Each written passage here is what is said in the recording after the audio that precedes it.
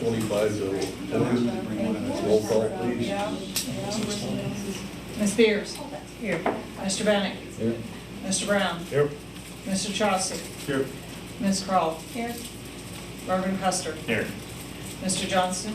Here. Mr. Saborski. Here. Mr. Valesky. Here. Rise for the pledge, please.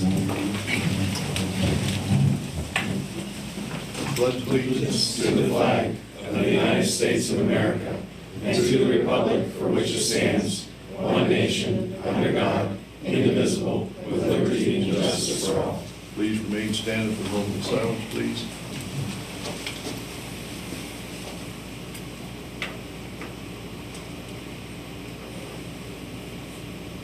Thank you.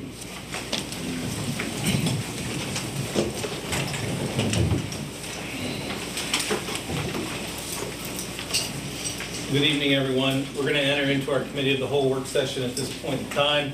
Our first item tonight is a presentation by Next Era Energy Solutions. We've got Brad Birchfield, David Christian here to represent that. So I'm going to turn it over. Thanks, gentlemen, for being here tonight. I know the board's looking forward to hearing from you. So we just sit here? You can sit, you can stand, however you want to present. Sit. So I'll just start off, I'll introduce ourselves and Sure. kind of a little bit, and then Brad will get more technical into it. Okay. So we're here to answer any questions about the solar array. I'm assuming that you guys have at least seen the presentation, and because we helped you guys as the assessor to apply for the grant. So the big thing that we're here tonight to talk about is the whole project on a whole, but also in the last month or so with the bill that passed through the administration. There becomes a little bit of a timeline where it's more attractive for you to do something sooner rather than later. And what I mean by that is, with the grant that we applied for and we got through the state, we have 3 years to use that. And if we don't use it, it goes away. But the Inflation Reduction Act, which is the other piece that offsets a big chunk of the solar array, there's a time limit on that now. And it looks like, and we're still evaluating it because all the information isn't completely out, but it looks like the project has to be started by July 2nd in order to be eligible for the Inflation Reduction Act money. Now, when you talk about the process that we have to go through with running an RFP, all the guidelines around the Solar for Schools grant, that takes some time to do that. So, we're not here to tell you to like twist your arm to say you need to do this project today. But if you want to take advantage of the Inflation Reduction Act money, which is 40%, I think 30 plus 10 for you of the project cost, we need to start getting the process rolling so we can take advantage of that money as well. And outside of that, Brad can go through the economics of the project. But I just wanted to kind of stress that's kind of. You said July 2nd? Yeah, as of right now, it says that the projects have to be started, so construction has to start by July 2nd of 26. Is there a completion end date on that? I've read that it's like December of 27. I've read that, which seems like a long time frame, but that's what I've read. Because I haven't seen But it. if you have the project started before July 2nd, it should be done well before December of 27. Yeah, this will only take a month or two to build out, so. We can get into the economics of it if you want to go to the next slide. There we go. Is that the one slide you want? Yeah, we can start there if you want. This is a very short slide deck. I'm gonna go ahead and stand because I prefer stand versus sit. Does anybody have any questions about this, or? Just give a little overview of it. Okay, so this is right down the road here. Just go right down as a loop. I think it's over there on the left-hand side. Here you can see this, I think, from the corner of the parking lot here. It's a relatively small array, about 425 kW, and then This would produce around 500,000 annual kilowatt hours. And if I recall, this is on the next slide, but we'll get there in a moment, that's going to offset the majority of your consumption at the high school. I think we're only looking at the high school here, not so much, this building here, one next to it. So this is, having just, I drove back there on the way in. This is sloping this way a little bit, so you got a little bit of a western slope. You got plenty of space here. You don't really have to worry about shading. We can get away from all the trees. If we need to move it over this way, maybe cut that tree down, move it over, tuck it in there out of the way. That way, if you ever want to use that land for anything in the future, you can. I think somewhere down here, it looks like you have maybe an area that you keep mowed for practice, either football or soccer or who knows what. So, but the actual dimensions can vary a little bit, but that's roughly where we were looking to put it. So this is more of the financials. That's kind of. See it? I mean, I can see it. I don't know if any of you. Oh, that's better. I generated all the numbers. I know what they say. But it looks a little pixelated. So You want to do it by columns so we can blow that up? sure. I don't know.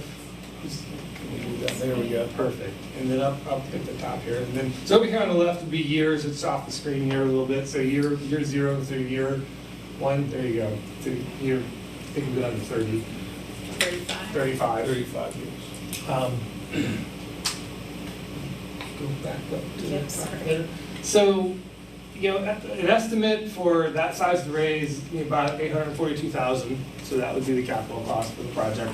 And then what you get back in incentives through the various revenue streams, Dave kind of outlined those, would be about 674,000. And then, so obviously you would get that back right at the completion of the project or within 12 months. Since we're waiting on the federal government to cut you a check, don't know how long that'll take, but it is the federal government. I used to work for the Air Force, so I know how long and how slow they can be. I also used to work for a utility, so I know how these entities work. The RECs, the renewable energy credits, so you can sell these for every 1,000 kilowatt hours of renewable generation that the asset makes or creates. It's equal to 1 REC. That REC is saleable on the open market. In PA, they're around $30 to $35 a REC. So basically, that's a revenue stream for you. And it goes down over time because the array produces less over time. The array degrades about 0.5% per year on average. So that's why those numbers are going down. We can help manage those, but that's what the RECs are worth. So if you take the production and multiply it by your energy rate, which is over on the far right, you'll have the avoided cost. There you go. So here's what you're paying to the co-op. Had a few conversations with the co-op and the parent utility, Allegheny Power, I believe, who Northwestern Rural Electric Co-op buys the energy from. And you have a pretty good all-in energy rate from the co-op. 5 cents is really low. That's really good. As a result of having low cost of power, your payback is a little bit longer here. So you're looking at about 4 years. This is year 0, that's your initial cash outlay. And this is year 1, year 2, year 3, year 4. So it's got about a 4-year ROI. Other schools or other C&I, commercial, industrial, they're paying about double this. So if they had the same incentives, this return would be a lot quicker. That rate is really low. So we took the 5 cents per kilowatt hour and we escalated it at 1.5% year on year going out. 1.5% is pretty conservative. We like to take a conservative approach. We like to under-promise, over-deliver. A lot of people use 2% escalators. We've seen as high as 3 and 4% escalators, but we like to try and keep that as far as possible. If you think about it, go out 2 decades, 20 years from now, to go from 5 cents to 6.5 cents. Some would say, you'll be paying way more often. So again, it's a position on your energy rate. I'm sure you've all heard a lot about energy rates, probably what you're paying at the house and what have you with what's been happening here in PJM. So the avoided cost is the energy rate here times the production of the array, however many kilowatt hours it produces, approximately 500,000, as on the previous slide, per year. So 500,000, 25, so there's your 25 grand roughly per year. O&M expense, this would be like changing your tires in your car, changing your brakes, changing, your motor oil, things like that. You do have to maintain the array, you have to go out and test it every year, make sure that all the panels are still working, they're not cracked, make sure the wires haven't either been chewed by, some furry woodland creature, or, perhaps lightning or something, maybe fried a few of the wires, you have to make sure it's operating. You'll see every now and then you have this really large expense. There's another one down here off the screen.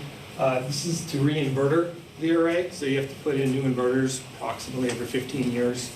So that's why you have it pop up right here. And then again, right around year 30. These arrays typically last 30 to 40 years, so 3 or 4 decade lifespan on that. That's what all the O&M costs and the re-invertering costs are. The net annual benefit is the sum of all these. Sums them all up. If you take the average of that, I think that's over on the right-hand side, is a avoided cost of around $36,000 per year. I think it's over in this section. There you go. There you go. So the net annual benefit, if you average, forget the first 2 years, because those are your capital outlay and your big check back from the government and utility and everybody else, state of PA. If you look at the steady state operations here and average it, you get about $36,000 a year in avoided costs. So, maybe another FTE right there. Cumulative benefit just rolls up every year, so you can see what it gets down to at the end of 35 years. It's around $1 million. Is that right? Over 35 years, and then going back up to this one. This is the production. Yeah, annual production. So, the other slide had it as well, about 500,000. It goes down again for the degradation of the panels over time. No moving parts here. This is a fixed axis, so you don't have panels that tilt or anything like that. They're just pinned. Don't really move. Don't really have to do much. Occasionally they'll get dusty and dirty. Then it'll rain and you get cleaned off. Really, the only thing you gotta maybe worry about is mowing the lawn around it once or twice a summer. Usually when we put these in, we put in a slow-growing seed, so the weeds don't shoot up too quick. You don't have to worry about it. And there'll be a fence around it as well. Gotta keep all the curious fingers away from the panels. So we got some other bullet points over here. About a 4-year ROI. Here's, I kind of walk through all this. It gives you some metrics here, 1 million over 35 years, about 600,000 over the first 20. Size, it's about a 95% offset.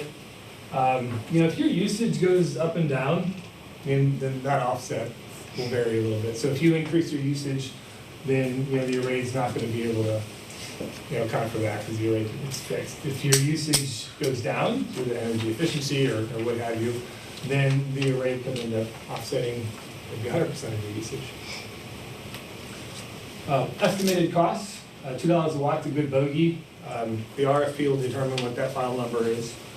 And then some of the incentives, if you look at the size times $2, come up with that for the capital cost.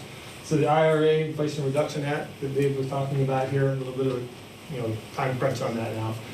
There's a 30% base plus a 10% energy community adder, so you get roughly 337 back there. PA grant, 337 there, again 40%, so 40 up here and 40 down there, that's why they're both the same. And then if you do end up pushing any energy back onto the grid, so let's say it's the middle of summertime and there's not a whole lot going on, and the sun's shining and the array's pushing out pretty good energy, and you actually end up spinning the meter backwards and it goes out to the grid, Allegheny Power will actually buy that off of you at 7.2 cents. So that would be in excess of what would have been consumed by the high school. So this number is not factored into any of these economics because we're at about a 95% coverage. So there will be periods, maybe a few hours throughout the summer, where you probably are pushing energy back out to the grid. So you'll get a little bit of a check for that energy. But because we're sized at approximately 95% of your usage, on an annual basis, you'll be a net consumer, not a net exporter. Any questions, comments? Back to your second slide, you had on there, PENNCREST owns this. When we had the initial talk, there was a lease option, and I think one other one. Yeah, so a lease option or a PPA. So the Solar for Schools program for the state of Pennsylvania is, affording to the schools. That does not apply for a lease option or a PPA. The schools have to own it.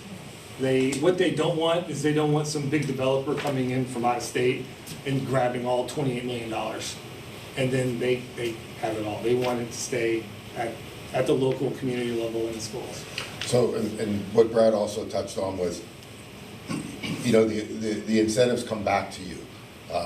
The PA Solar for School incentives, they've stated that money's sitting there, so as soon as the project's done, they'll cut you a check for that. So that one will come back rather quickly. The Inflation Reduction Act money, that could take a little bit longer because it kind of is, we run on like a tax cycle, so depending on when the array's done, that could take up to a year, probably less, but so you have to pay for both of them and then you get reimbursed for it. That's how it would work. And then our role as your assessor, the way the state set this up is we're a qualified assessor with the state. So we helped you guys get to the point where you applied for the grant, and then we will also run the RFP for you to get developers to bid on the grant and help you make decisions on what developer you want to go with. We will not be the developer installing the array. We're not allowed to as the assessor, but we can still oversee the whole process and make sure it's done correctly for you. But we're not permitted to be the developer that wins the RFP. So we're kind of sitting on your side of the table, which is what our company does all the time anyway. That was a requirement from the PA program, is whoever does the assessment, which is what we did, cannot be the ones who actually build the array. So we're actually kind of better off positioned to be your consultant through the whole thing. So the RFP process will determine who the developer is, and we won't even bid on it. NextEra, none of our companies will bid on it at all. It'll be other people. So maintenance-wise, the column had the O&M there. Yep. Does that include that's including paying someone from one of these companies to do regular maintenance on it, or is that part? Yes. Okay, it is. Yeah, you're gonna So pay. someone would be in charge of, like, is one of our maintenance guys gonna have to watch and make sure that everything's working or find the problems? So, good question. So when we run the RFP, we're gonna also provide you some other options for the long-term O&M, the maintenance plan. And we're also gonna include a solar DAS option, data acquisition system. And basically what that is, it's real-time telemetry into the portal. You'll be able to log into a website and you can see the production of the array at any point. You can set up alerts and alarming, and that way when something goes down, you'll be emailed or called or whatever you want. A lot of time, and I get all those emails all the time for the arrays that we take care of now. A lot of times, they'll self-correct. Usually it's a power blip on the grid. Sometimes other things happen. I've seen corners of the building burned down and the inverters were over there. So it just happens, it's happened just from the industrial process that is occurring inside the building, nothing to do with solar panels. I'll call up the facilities guy and be like, hey, or gal, and be like, listen, the array's not working right now. Any reason why that might be? Oh yeah, somebody ran into the telephone pole out here. That's why it's down. So, but we'll be able to see it remotely and be able to set up alarming. You'll get notifications. We also model what it's supposed to be generating compared to what it actually is, because we're getting the real-time data in. Yeah. So would there, I guess since you guys aren't directly installing them, would there be people for references that we could ask, We how's can this do work? that for you. Yeah. We can do like what you, Brad was just talking about. Mhm. We can come back in and be your. I'm saying before we invest the money though, is there someone that can we see how this is working for someone else? Yeah, we can get your references on that. Oh, okay. Yeah. Okay. Well, and we would propose the solar the DAS system, data acquisition system, in addition to the O&M plan. Okay. So the solar developer, they'll come in and usually they do a really good job of putting the panels in, putting all the steel on the ground. We will have an option there where we can help kind of consult through that and be at various stages along the construction process to make sure it's going properly according to how the RFP was written. They're following all the submittals, there's, adhering to all the engineering requirements. In addition, we'll also have some options on there for the O&M plan, if you will, if you want. And we can provide references as well. Okay. Yeah. And then another question I guess I had was you guys were talking about slow growing grass or Yeah. something in there, but Yeah. how much space is between panels? Is there like lawnmower space, Yeah, weed yeah, whacker so space? typically, you'll be a 2x1 factor, so you have 2 panels, so they're 4 foot by 2 foot. Okay. So you have 2 of them kind of end to end on the short side, so you 8 foot by 2 foot, and there'll be a big row of them going down. Okay. And then there'll be about an 8 to 12 foot separation between them. Between so that and the pretty next wide. whole Okay. set, yeah, so you can get down there up to 6 foot mode easy. And typically, what we like to do, and when I say we, because NextEra has put in more renewables than anybody else on the planet, but whoever this developer is, when we run the RFP and we evaluate it, what we like to see is that the bottom of the panel, because they're at an angle, is typically about 2 or 3 feet off the ground. That way mowers typically, the wheels can go through them and you don't have to worry about it hitting. You don't want them all the way down the ground because grass is gonna get to them quicker. Things are gonna wanna jump up on there like raccoons and possums and whatever else. So if you get it up a little bit, it kind of helps. Also, snow load, when the snow slides off, you want it to fully fall off. You don't want it to form a big pile down there still touching the panel. Okay, gotcha. I'm an idiot on this stuff. We need sun from the Yes. solar, yeah. And there's not much sun in this area. Have you counted that into your, Yes, we have solar irradiance data for a long time, 6, 7 decades. So that annual production number right here, this is an average that you'd expect to see, over the life of the asset. There's gonna be some high years, and there's gonna be some low years. can we get a second opinion too, besides your opinion? Yeah, On the assessment of what you just did? yeah, Like have another company come in and kind of go through and run the numbers or yeah, something? sure. Everybody's using NREL, National Renewable Energy Laboratory, out of Colorado. That's where all the solar irradiance data for the world resides. And everybody What's it uses called? NREL. NREL? And National Renewable Energy Laboratories. So it tracks like the UV levels of your area and averages it out. They Right. track, and every solar modeling program in existence references the NREL data sets. Yeah, 2 years ago, I don't know if anybody remembers, I think it was 2 years ago, I don't know if anybody remembers the wildfires Yeah. up in Canada. Yeah. So that obviously put a lot of particulate matter in the air. So we saw, the solar irradiance go down at a lot of our northern arrays. So, that's just the ebb and the flow.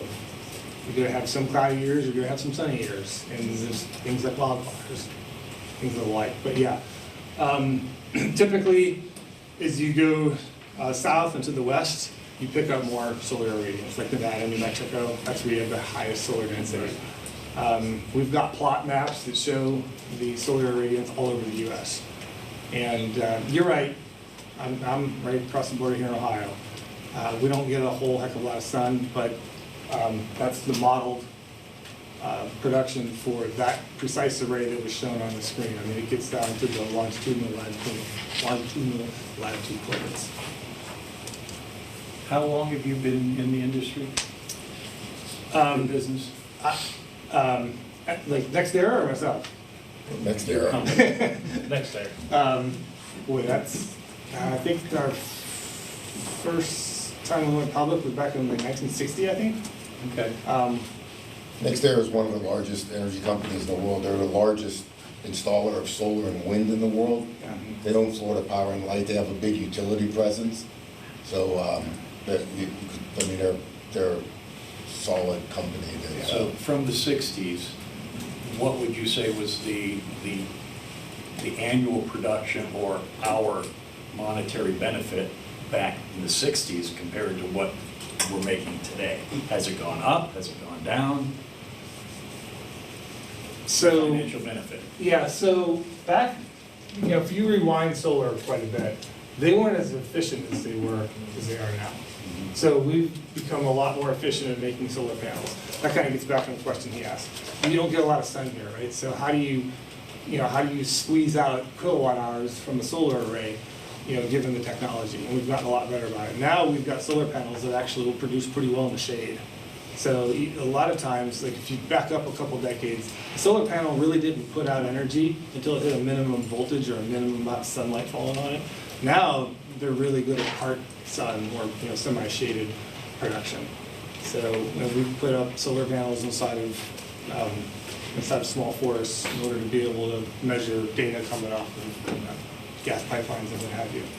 So we've gotten a lot better at that, and that's just due to competition, right? Everybody overseas is making solar panels, so it benefits everybody when you have competition. But we've come strides. I used to work at a solar R&D lab.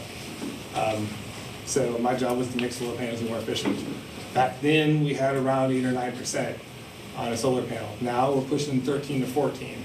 And depending on some of the panels, you can get them to be upwards of 18 or 19. Those are for the latest and greatest cutting edge technology. Don't quite have the longevity though, for 40 years. How about where the materials are made? Yeah, so American made, Chinese made? all over the place. There is a domestic content adder, a DC adder. If we were to source the majority of the array's components here within the US, you can get an additional 10%. I think that's down here. Yeah, so you got the 10% energy community. You can get another 10% here if you go with the domestic content requirement. So if we were to source the majority of the components within the US with a US made, you'll get another 10% back on the total project. Typically what we see is that even if you forego that and you buy them overseas, it's cheaper. Because the cost of producing here in the US is more than that 10% will get you by buying them internationally. A lot of the racking we get, I say we, solar developers in general, a lot of aluminum coming out of Canada. You get some panels coming out of Taiwan, Japan, China, Vietnam, other countries. And the copper, that runs all the wires and everything, that usually comes from South America, Central America. You were in R&D, but have you figured out how to use parking lots? Put them above the parking lots? So we can. The problem, we do a lot of parking lot proposals. The problem with the parking lot proposals, you now have to build a canopy, a steel structure, and you got to get, basically you got to make a roof over the whole parking lot. Now it doesn't have to be watertight, right? But the problem is wind lift on that. It's not the weight of the panels pushing down. You've created a giant wing by putting the panels out there, and if you get a strong wind, you got to make sure those don't get uplifted. As a result, this $2 per watt, where was it? Here, turns into about $3.50 when you just add the structural steel. That's come down a little bit. It used to be closer to $4 when steel was a little bit pricier about a year ago. But that's the reason why. So if you roughly double this, your 4 years turns into 8 years. And that's usually what stops it. What happens if there's a natural disaster, lightning strikes, a tornado comes through? Does that come, like Kristen, would that come like through our insurance cover that? Is that, so then my second question is, does our insurance rate increase? We don't have that answer yet. I'm Okay. assuming we will have some type of insurance increase. Yeah. Okay, we don't know if it's astronomical. Now, or- typically what we've seen on that is it's usually single-digit increase. Okay. Single digits. Yeah. I mean, it's like any, if a tornado hits our building, we're gonna have insurance. Yeah. You- I you- mean, yeah. we're gonna have an increase with any claim. Right, Yeah. well, yeah, But the yeah. claim, right. A claim's a claim, I mean, it's gonna go off the value of the claim. Yeah. And the parking lot idea would be phenomenal, but the problem is with our parking lot, you have small cars, mid-sized cars, SUVs, buses. Used to be for buses. I mean, you've got so many different sized vehicles coming Right. through here. Right. And, I mean, I did look into that. I think Brian sent that around, and it's really cool, and I've seen it in other places. Yeah. But it's like, how do you accommodate everything that goes through our parking lot? So Do it everywhere. you make Yeah, it, I know, you but can make it taller. They accommodate, then we could too. Right. Arizona, New Mexico. But I don't know how all much, parking lots. I meant cost-wise. You can accommodate for buses and semis. Right. We've looked at that. You got to take the steel higher, which adds more cost. So typically, the 350 per, or was it right there, is about a 10-foot ceiling. So we've had, businesses who have semis coming in and out say, well, we want to get like a 15-foot high. Well, No, it's dollars and $1.50 cents. or whatever, Yeah. yeah. Yeah. So what's going on in our capital with what seems to be an attack on wind? What are you looking at in the future of possible attacks against solar with the current administration? Yeah, so that's happened, the one big beautiful bill. And you basically, I think Dave alluded to the timeline, you need to start construction in order to, July of next year in order to be able to I mean, capture they're that. stripping all those incentives, they Yeah. really are, and they're not taking them away like that. They're saying, you know, you have like almost a year to kind of get a project started before, but they're certainly, you say wind, it's renewables, they're kind of, I don't wanna say under attack, but certainly they're getting hit right now, for sure, yeah. The incentives are getting clawed back, yeah. Thank you. Well, solar is definitely a more efficient way, correct? Overall. Well, I mean, you get closer to the lake. I haven't done a study up here. Brad has put wind mills in, but like I'm from the Pittsburgh area, and there's no windmills down there. It just doesn't work at all in the Right. Pittsburgh area. As you get closer to the lake, you might have a little bit more success, but still, it's But not. with the lifespan and the cost of them, I mean. There's a lot of restrictions around that too. Brad will talk about that. Well, I mean, we're not You interested. have to worry about FAA, Yeah. airplanes, you know, where all the airport's at. The fall hazards, if it falls, it's got to be free and clear from anything Right. around it. It's got to fall on the property. Geotechnic, as far as the foundation, it's much more detailed than solar. Oh, yeah, Yeah. a lot of concrete. Just the insurance question was that's another good one. Just, you know, you commented about the building, right?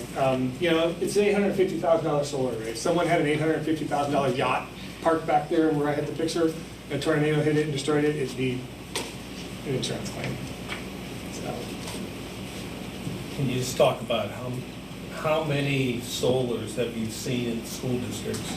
And where's the closest one in Pennsylvania that we could, you know, potentially reach out to, talk with? yeah. I don't know what the closest one is, but we could get you in touch with something. Like, are there any down in the Pittsburgh area? Yeah. Yeah. Okay.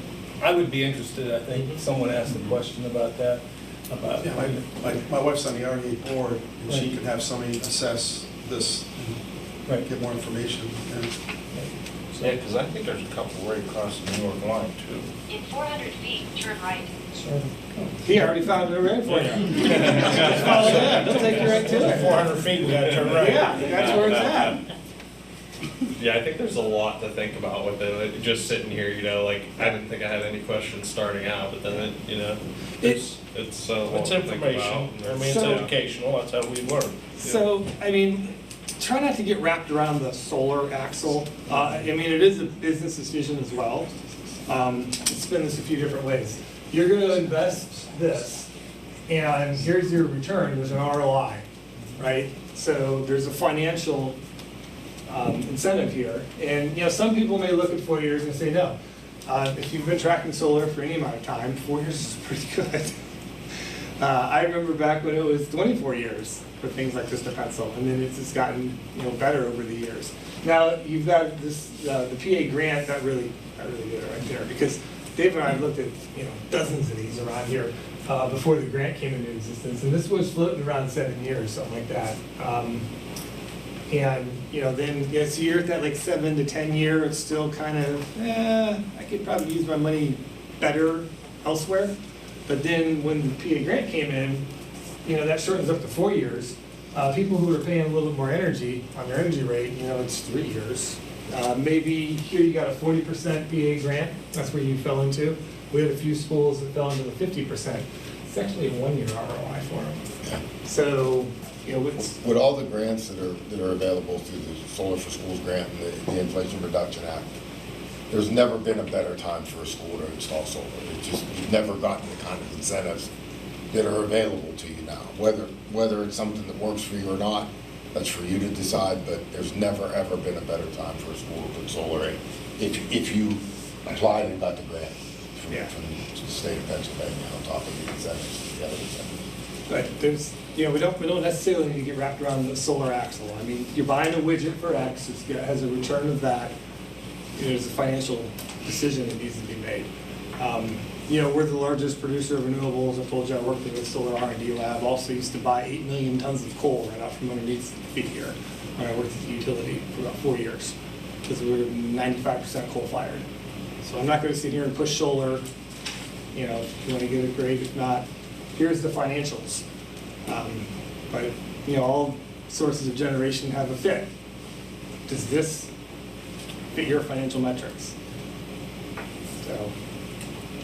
And then I think I sent you the agreement, our agreement, everything. Yes, I was gonna get to that. Could you touch on the fees associated with entering into the RFP if they would decide to do that? There is a motion on the agenda tonight. So could you kind of just touch on the cash outlay, what's needed and when in each step of the process? Yeah, so in that proposal, I think there's 4 different phases. There they are. So it's outlined 5% of the total EPC, so 5% of that 850,000, or 40 grand, 40K. It's the greater of the two. So it's actually on the, That's that. it's on the scope of work is where the. Yeah. there it is, yep, and then if you scroll down a little bit more. All right, so the first step we've already done.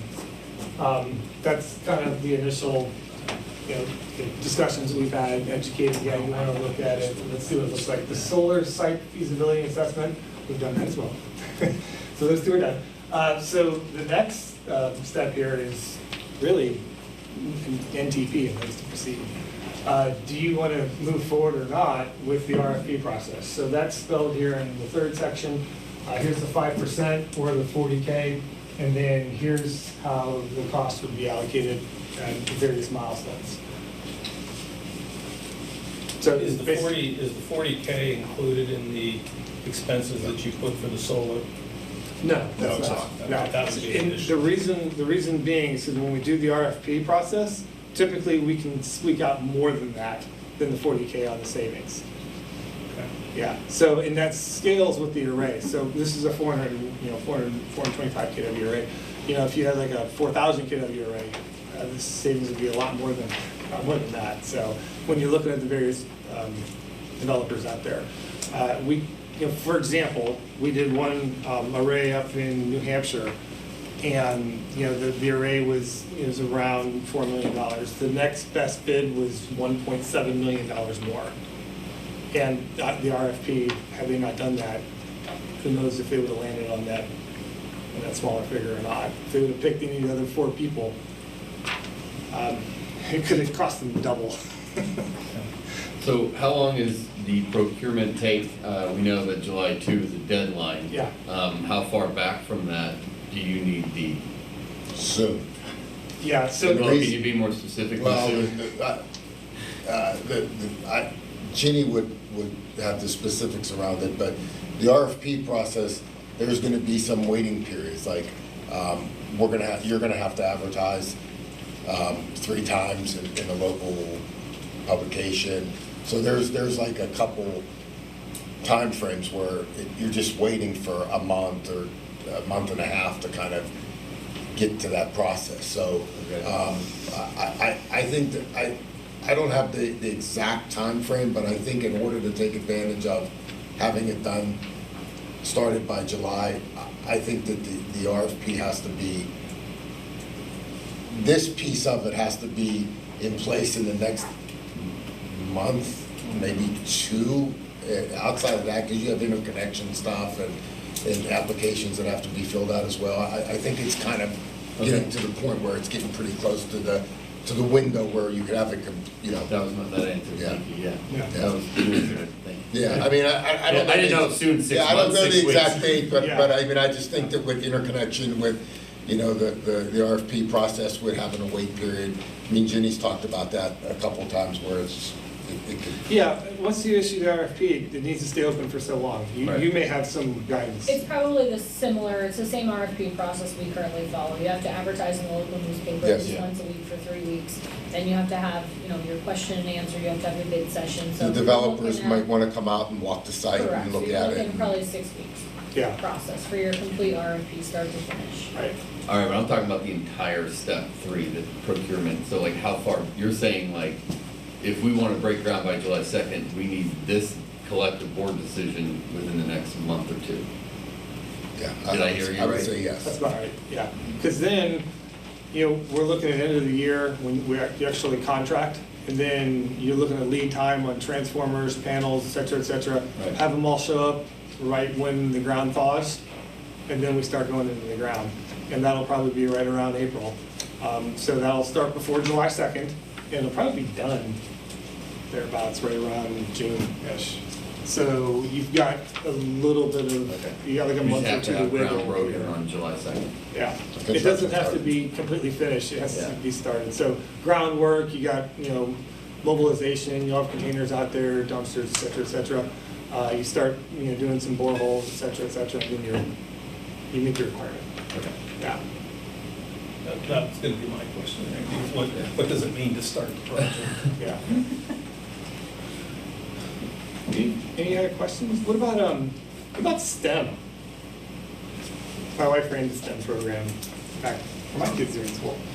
So, you can, or the science teacher, or whoever, but, you can create a whole little mini curriculum, or see some smiles out there, about educating, the students and what have you on renewable energy. So now you're not gonna go out there and touch them, but you got a fence around it, but you can go up next to the fence and you can point out inverters and wires, you can see wires and everything.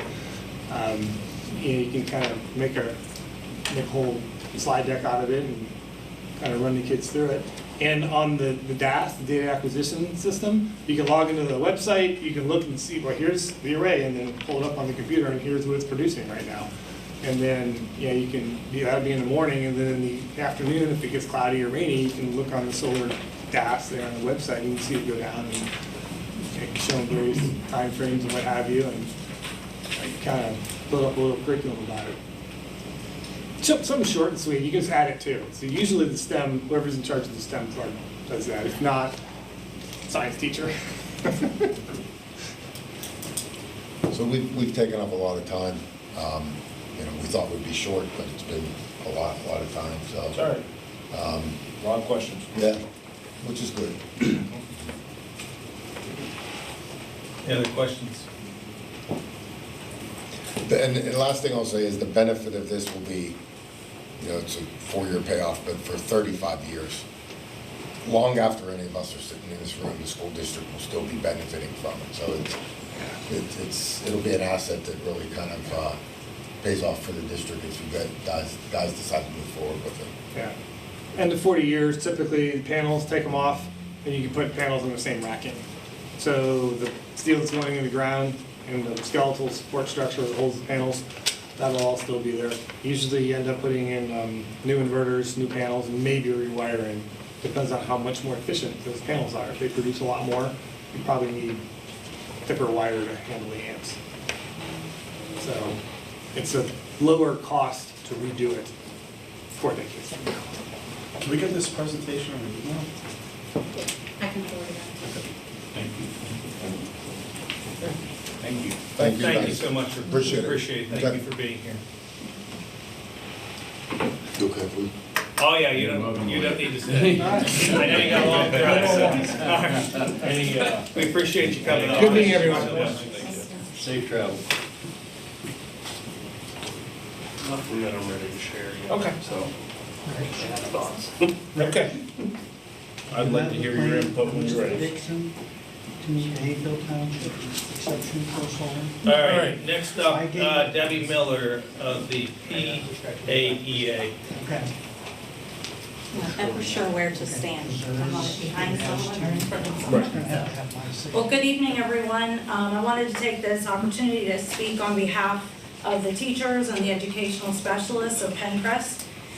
As our summer days are narrowing down, I hope that all students, board members, administration, and teachers have had an opportunity to recharge, relax, and reboot for the new school year. I know many of our teachers have had a chance to see new places, learn new skills through workshops or graduate classes, to work an extra job, spend time with family and friends, or even address health needs. All of these activities will directly impact the students who will be under their direction in a few short weeks. Our teachers will be able to describe landmarks or cultures from firsthand experiences. They will be able to realize and re-emphasize the importance of family and have deepened compassion for the families represented in their classrooms. They will have real world, that's hard to say, work experiences to inform their instruction for the future workforce in front of them in our schools. They will be coming with enthusiasm to implement new programs and instructional best practices that they took the initiative to pursue. I have always been taken aback when someone says that teachers have the summer off. I guess if by off, they mean time to learn, see new things, add to their experiences, and refill their tank so that they can pour out into the lives of our students in PENNCREST, well, I guess that's fine. All last year, I asked our board members and administrators to work and even fight for smaller class sizes. I am hoping you are still looking at our classrooms, especially our elementary classrooms, with a laser focus to ensure that we are making those numbers better than some were last year. I hope you are insisting that careful planning through review by the previous year's teachers to ensure success. As a 35-year 7th grade teacher, the people who knew if our class rosters were appropriate were the 6th grade teachers. So I'm asking your leadership to make sure that we have the proper class sizes and clientele as determined by collaboration with the teachers and the administrators. As I mentioned last year, if there are problems with class size or class rosters, it's never too late to try. Even if we need to bring in more support, our students are worth it. All I'm asking is one more close look with the knowledgeable eyes of the teachers and the administrators. If this is done, it will enable all of those new assets gained through the summer, the learning, the real-world experiences, the refreshing, the refilling of the heart, and it will be poured into this district's best. PENNCREST's future, our students. I know our teachers are looking forward to an awesome school year, and the students are counting on us to deliver it. Thank you. Thank you, Debbie.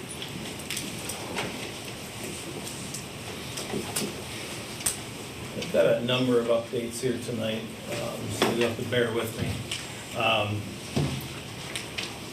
First is we're prepping here. Opening day prep is fast approaching. And we've been looking daily at busing. That's always a challenge each and every year. It's proving to be a challenge this year, but we're gaining on it. We're hoping to have that released on the 20th to our families to see the routing. So, and it's, like I said, we're doing good. The bus companies, there's new buses coming to both companies, so they've done a good job of updating. I think we're in a good place with busing, but those first few weeks are always a challenge as to get things sorted out. So schedules are just about done, the master schedules. So we've been working hard on those. Open house this year for all 3 elementary schools will be on September 3rd, 2025. We're gonna conquer, and I'm gonna be at Cambridge that night. I think Patty, you're gonna be in Sagertown, Maplewood, and then Dee will be in Sagertown. So we're kind of trying to do it for graduation too. We'll do the same school, so that's where we'll be that night.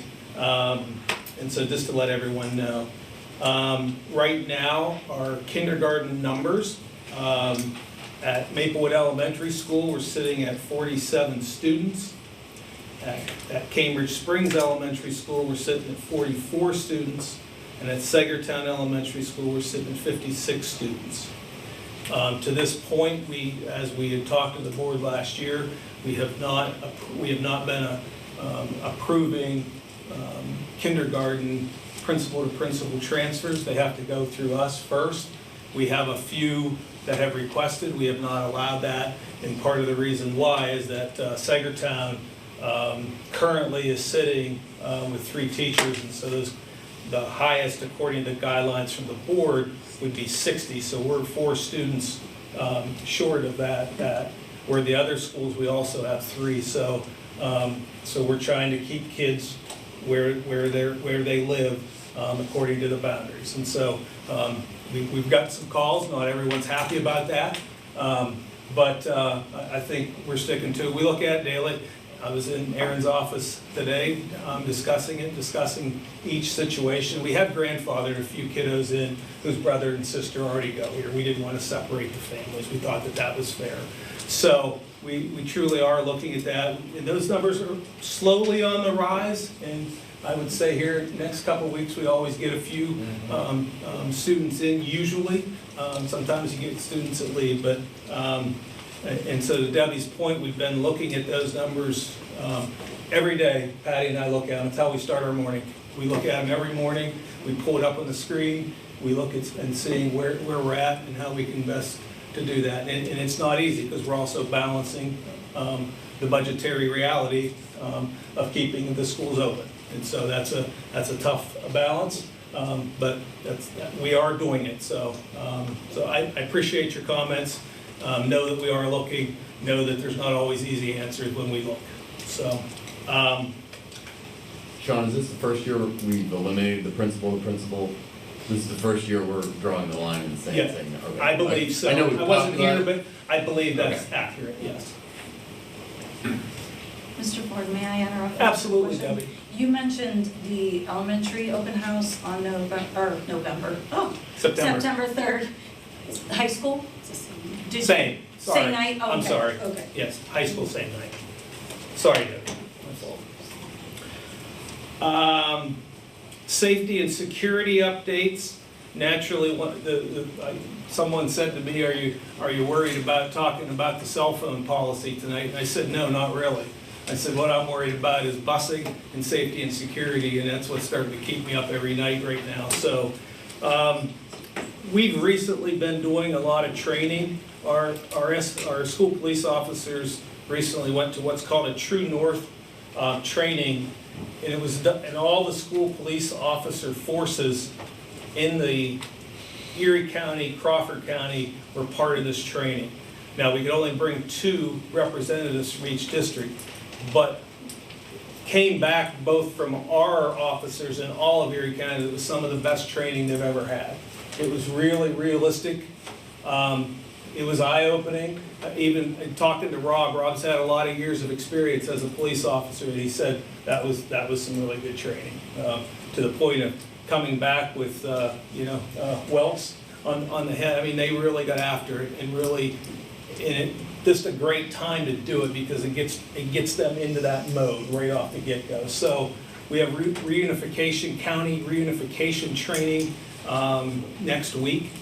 So looking forward to that. And then following that, Rob and I are going to sit down and develop a master plan to start looking at reunification training here in the district at all the schools. We are going to be doing checking the doors more this year. We're going to do spot checks, and they'll have to go through the detectors. And we're going to do that both, I'm going to say randomly and consistently, if that makes sense. So we're not going to announce it. We're not going to tell kids, but we're going to randomly, and we'll pick out different grade levels, different students, different times, and so they're not going to know. And so we're going to do that. And so Rob and I have talked about that, and that's a goal that I have. I would love to see us get to a point of even having it a lot more. We're just trying to figure out with the staffing how to do that. We're going to definitely implement that this year. We're currently updating the entry systems in each of the buildings with a visitor aware system. And so some of this stuff you've heard, you've approved of. I'll give kudos to Richard and Mark. Their teams have been working together to retrofit those entryways. The system will be similar. You'll have to come in, you'll have to use the cards to, your ID to get checked in there before we'll let you in. So that's in place. Give a shout out. Aaron started this process. We've been on this a long time, but we have rerouted Maplewood Elementary School to try to keep the traffic off of that road. And that's been from what I understand, an ongoing. But we rerouted.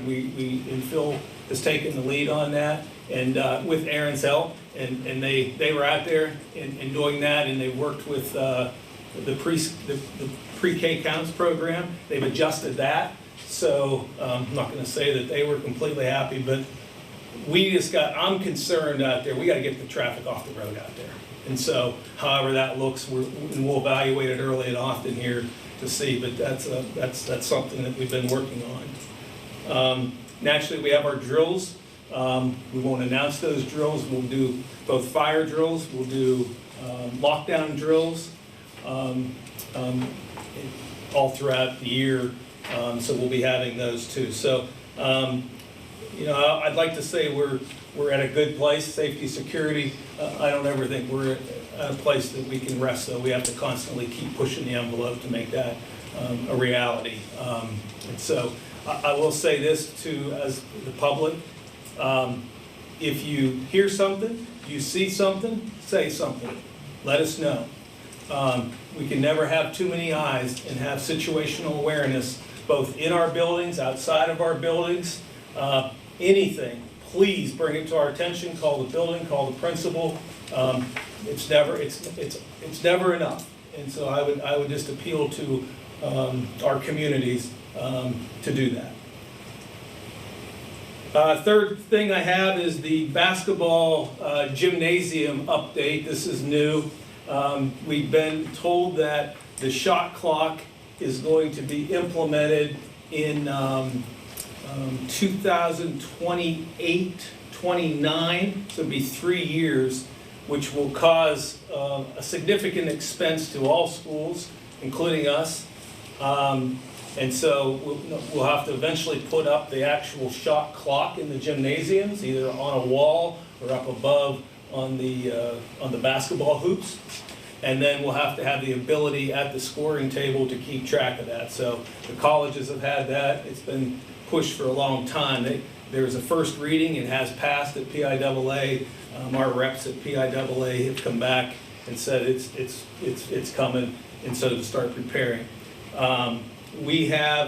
Kristen and I had talked, we would prefer to spread that. We're estimating, Kristen, about a $15,000 expense for all 3 schools on this.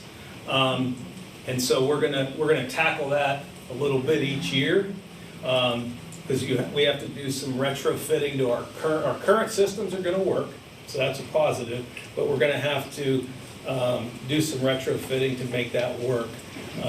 And so we're bringing people in to look at that right now to see what that means and what that looks like. And so, anything else on that? Yeah, we're working on upgrading all the systems to wireless, so with doing that wireless component, we can add this extra component to get us to the shot clock system. And those are only about $1,500 per school, so if we can work on transferring those now, and then once we know more from PIAA, then we can go ahead and move forward with all those other schools. But we at least have to upgrade our controller systems for the $1,500 to make them work currently with the wireless. So that's the next phase of this, just so you're aware. Is it 1,500 or 15,000? 1,500 currently per scoreboard, and then it's 15,000 total for the shot clock stuff. Thank you. Mm-hmm. We haven't priced it, that's the estimate we're getting back, so. How much is the PIAA sending us in funding? $0. Not a dime, not a dime, yeah, not a dime, all right? Probably increase their fees. Yeah, not a dime, so. They'll charge us more. We've it was interesting, one of our local superintendents, I won't name his name, is now on the PIAA committee, which is really a positive, because he represents rural schools, and he's from a rural school in our IU. And as he went down to, he went down to his first meeting, he was shocked to see the decision-making coming out of the Philly-Pittsburgh region. So there's a core group of them that are trying to lobby, if you will. And one of the things they asked for was a 3-year on this, so it gives schools time.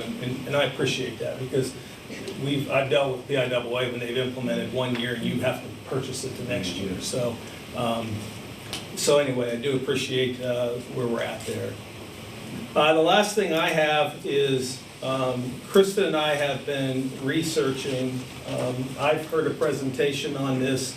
Kristen's heard a presentation on this. This is called, I think I brought this up previously, about utilizing a grant service, all right? And it's called Total Grant Services is the name of the organization. They're in 2 states right now. Let me just bring up my,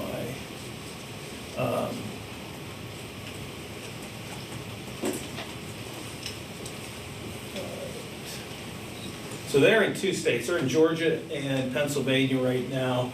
In Pennsylvania, it's all people working on that have been educators. And so I went to it. I thought there was some possibilities. This was probably back in the spring. I told Kristen about it. The superintendents requested to have a meeting for our business managers, because they're the ones that we like to hear when it talks the numbers. So I'll let her share here in a second. So, but one of the things is, are we leaving money on the table? All right, would it be beneficial to pay a service to go out and research monies that, we have our title, which is a grant-based. We've gone out to the solar, right? We've done good. How much money? How many grants, Kristen?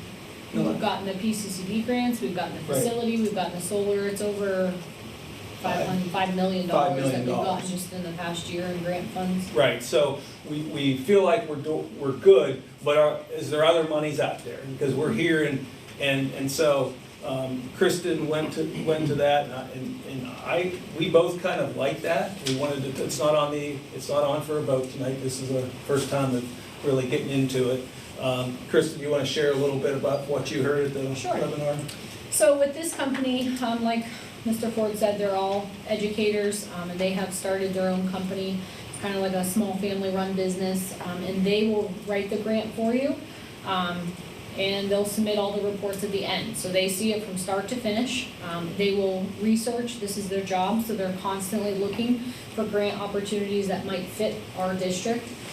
So they will go ahead and write that, and if it's received, they do all the grant work. So we don't even have to worry about writing it, we review it and officially sign off on it. And if we do receive the funds from the financial side, all I have to do is give them the reporting for that, and they will submit all the reports. There is a cost associated with the fee. It's currently like $12,000 to $2,000 a month-ish. We don't really know yet until the IU would kind of know how many districts are on board, and then it's kind of tiered based on how many you have. So it's a new service that they're offering. It would save time. We have a lot of people here within Central that apply for the grants. Patty spends a lot of time, I spend a lot of time, secretaries spend a lot of time. So, and as more grants are becoming available, you've known we've gotten several grants that we haven't gotten in the past, just in this past year, that we've gone out and researched and looked. There's other ones that come anytime we see them through our organizations, we look into them. So it's a service that they're providing.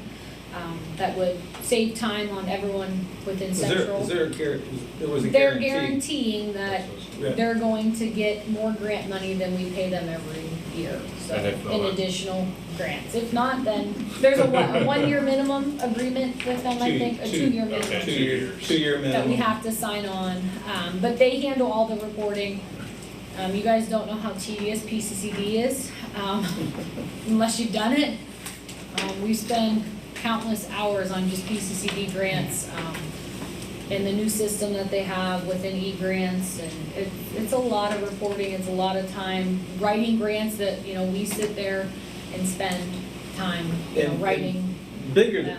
and as much as that also, they have a lobbyist that is working at the state level. And so this was explained to us at a meeting on Friday at the IU. All of the P groups, PSBAs now, even the PASA, which is our organization, even the IUs itself all have lobbyists now, which is fascinating. And so this group also, what I'm hoping is that we know the basic grants that we get pretty much yearly, and we're managing that fine. Where we'd like to expand, we've talked to, and back to reference checking, we've talked to, they're finding, like, for instance, in projects, any kind of project that needs to be done, they're going out and researching. So they'll have a sit down with us, what's important to us, what are you currently working on, where are we at, and then they'll go look for those grants that aren't the non-traditional ones that we know basically the PA grants that are coming out. And then I look and I try to find them, but these folks that's going to be their job for us. So, and it is a guarantee. I haven't seen the contract. I have Jordan check that contract to make sure that that's in there, because I wouldn't want to sign it. We haven't gone that far. This is our initial discussion with the board, to see if there was interest or us moving forward in the process to look at that. The IU has asked us to give them an initial, I think it's a minimum of 4 districts that they're looking for, because they're doing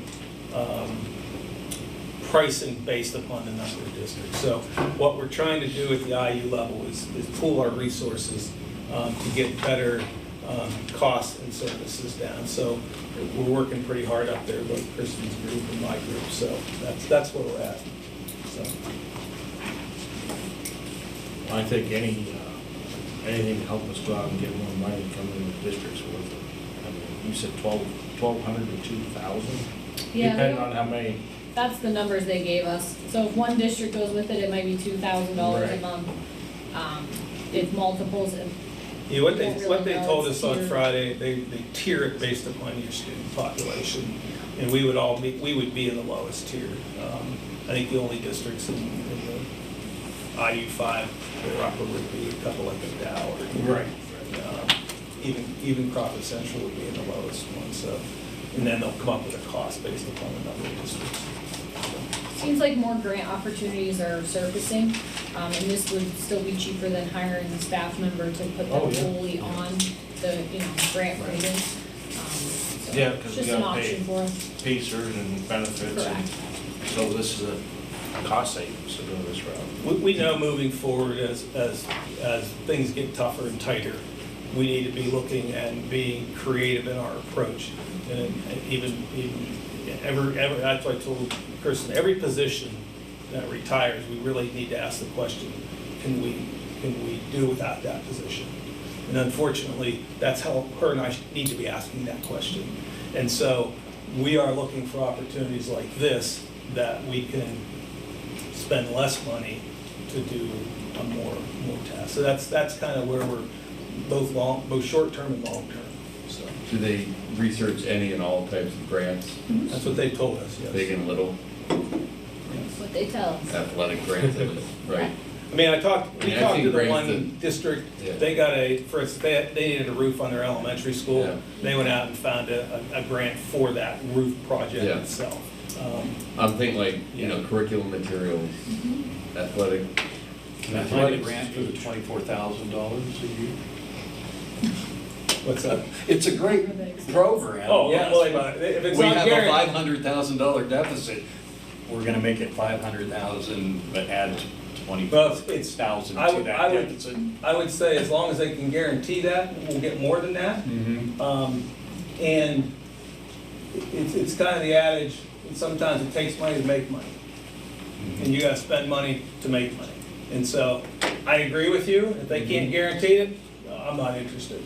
But if they can guarantee that and put that in writing for us, then I would have an interest in it. Well, and I know we leave money on the table, because there's always so much you guys can do.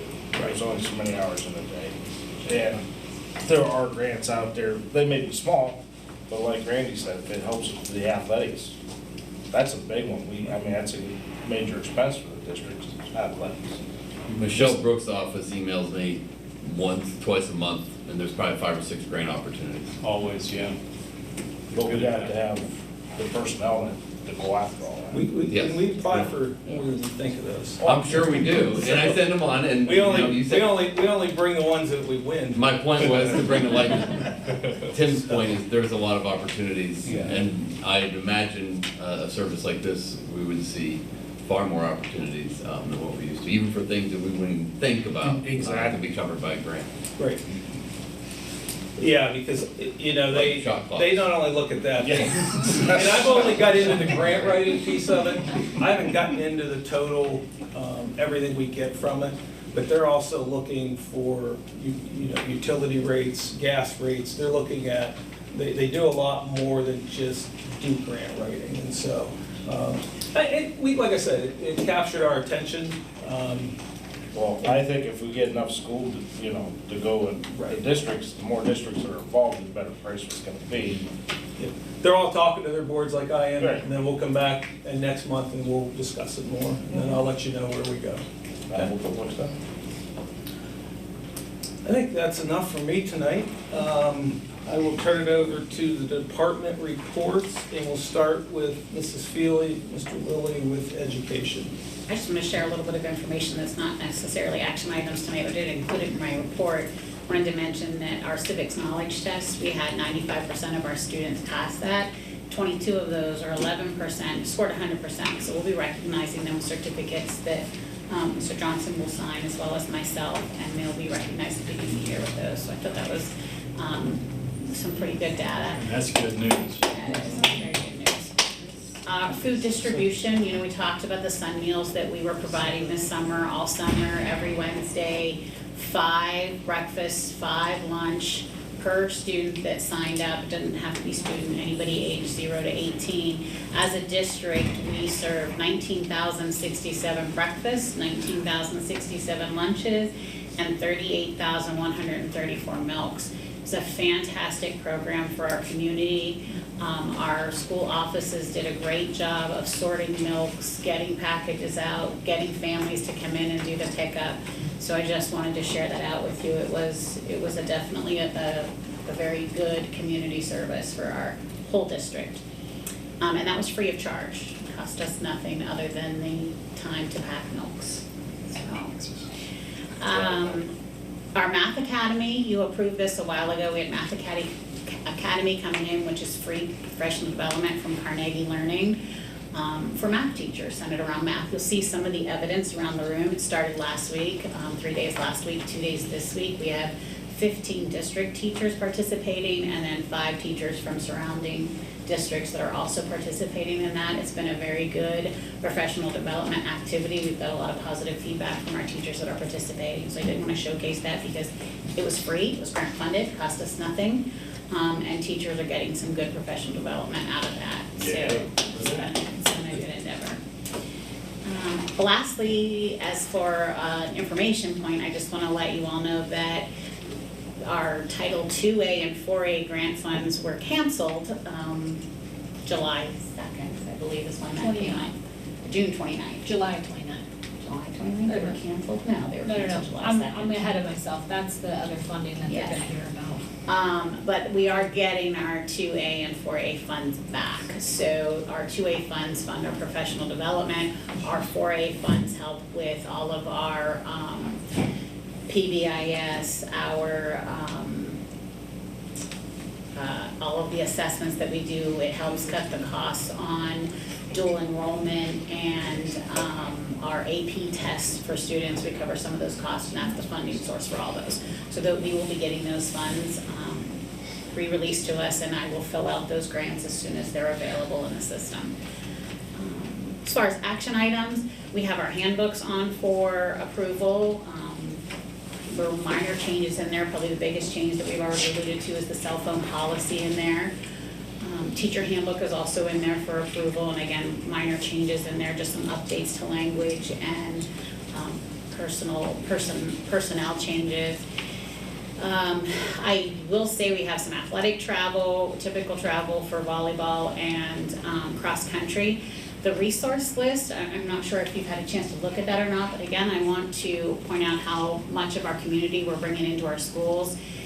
All of our buildings are trying to do a really good job of bringing our local resources and people into our buildings to talk with our students, and specifically Cambridge High School's Family Consumer Science. She's really reaching out and bringing in a variety of speakers to come in from her community or from our surrounding community. You know, they're talking about how to buy a new or used car, what to look for when you're doing that process, how to find a doctor and make appointments.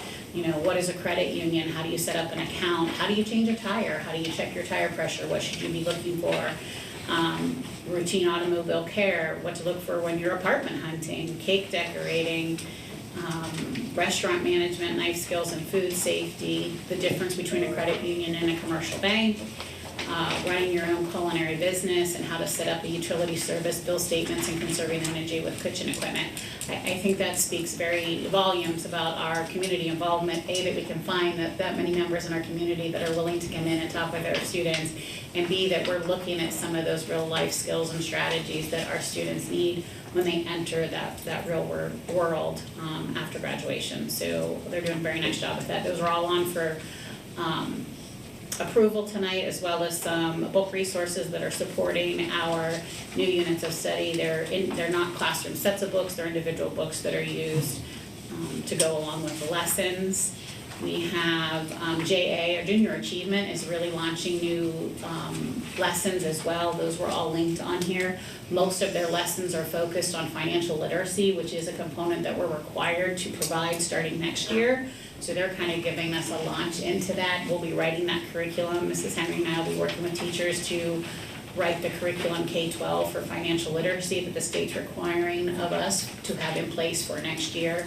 And this will really help us go down that path. And they're coming in, again, free of charge to our buildings to provide these lessons for students.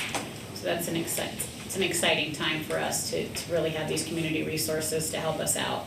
We have dual enrollment agreements, which are just typical agreements with Titusville.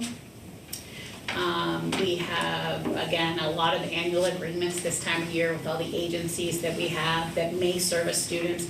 Sometimes we have students in their agency and sometimes we don't, but every year they ask us to sign those agreements in the event that there's a student that is sent to that institution or facility. We already have a working agreement with them to service students.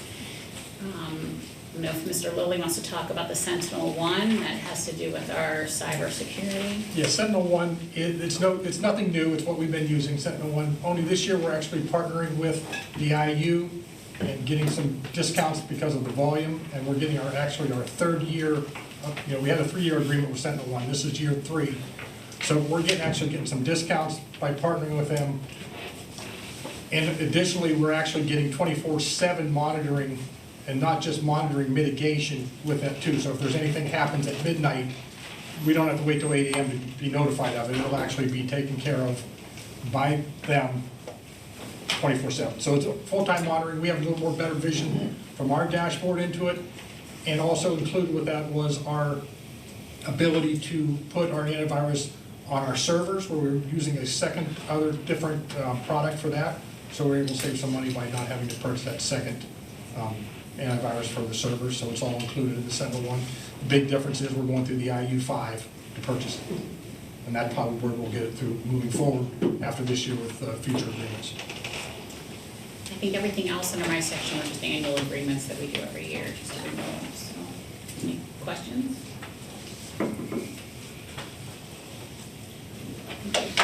Facilities, Richard.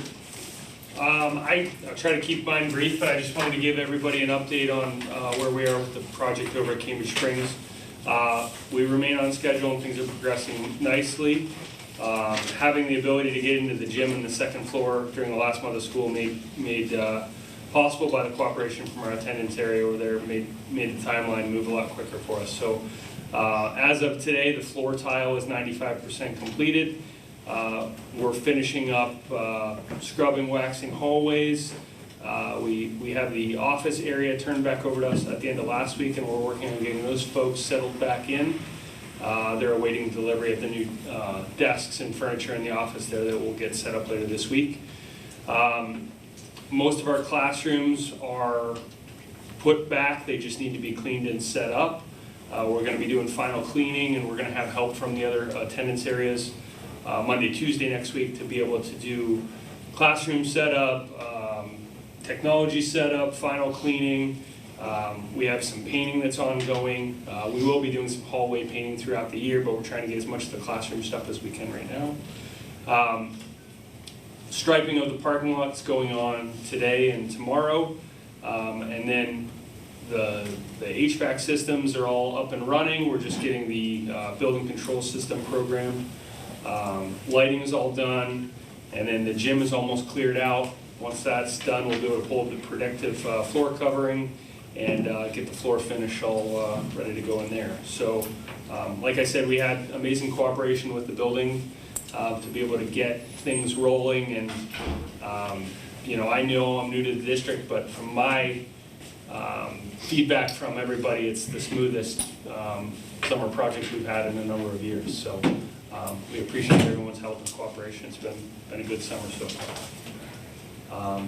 Only other thing I have for you guys is you'll see on the agenda tonight is the approval of some items we want to put up on municipal bid.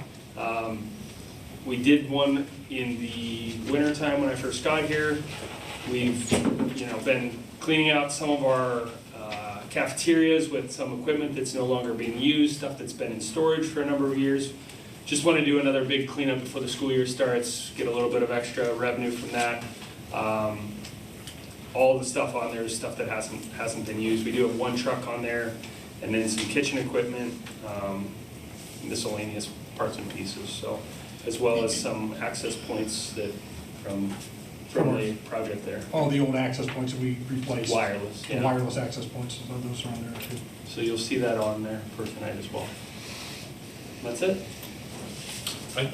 Question for you on the municipal bid. Yeah. I just ran and it popped into my head right now. I saw it in the area shop or a school district. I couldn't tell you where it is, but they had an ad in there saying, I think a truck for sale and some random stuff.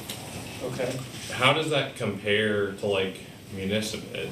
Like, do we get pretty good value out of the stuff?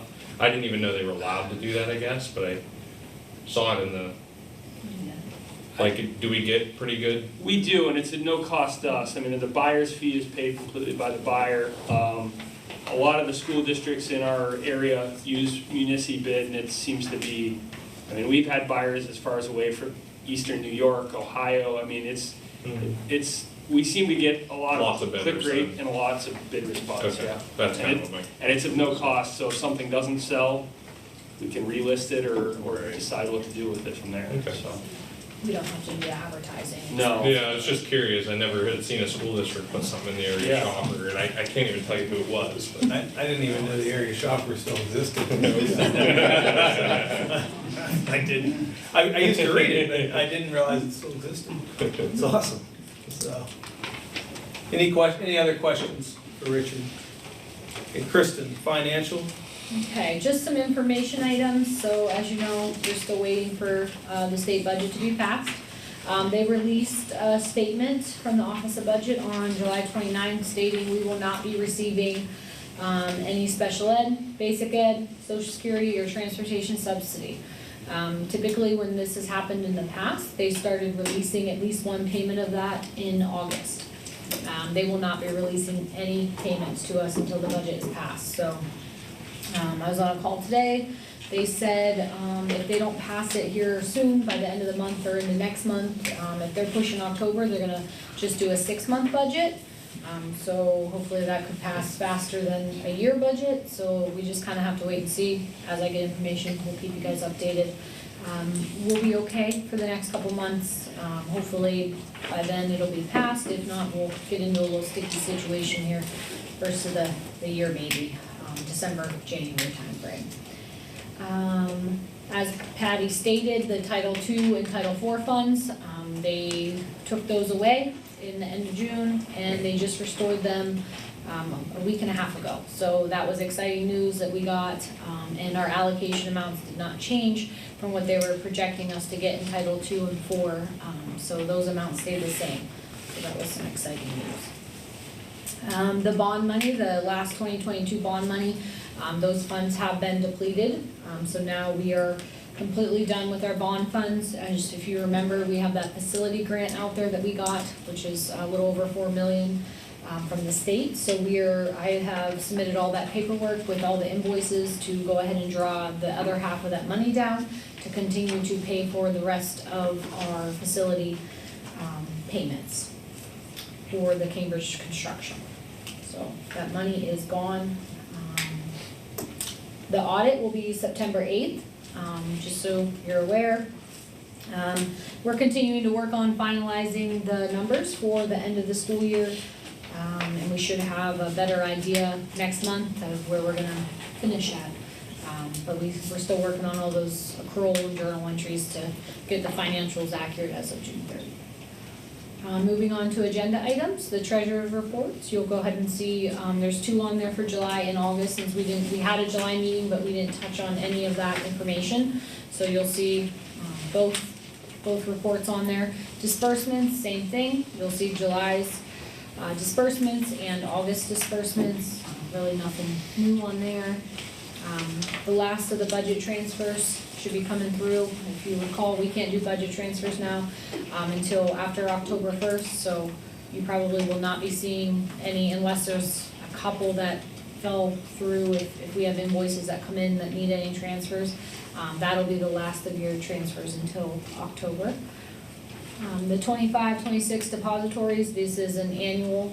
These are where we keep all of our money. It seems like there's quite a few accounts on there, but that's also your activity funds, our regular funds, our construction fund, our capital fund.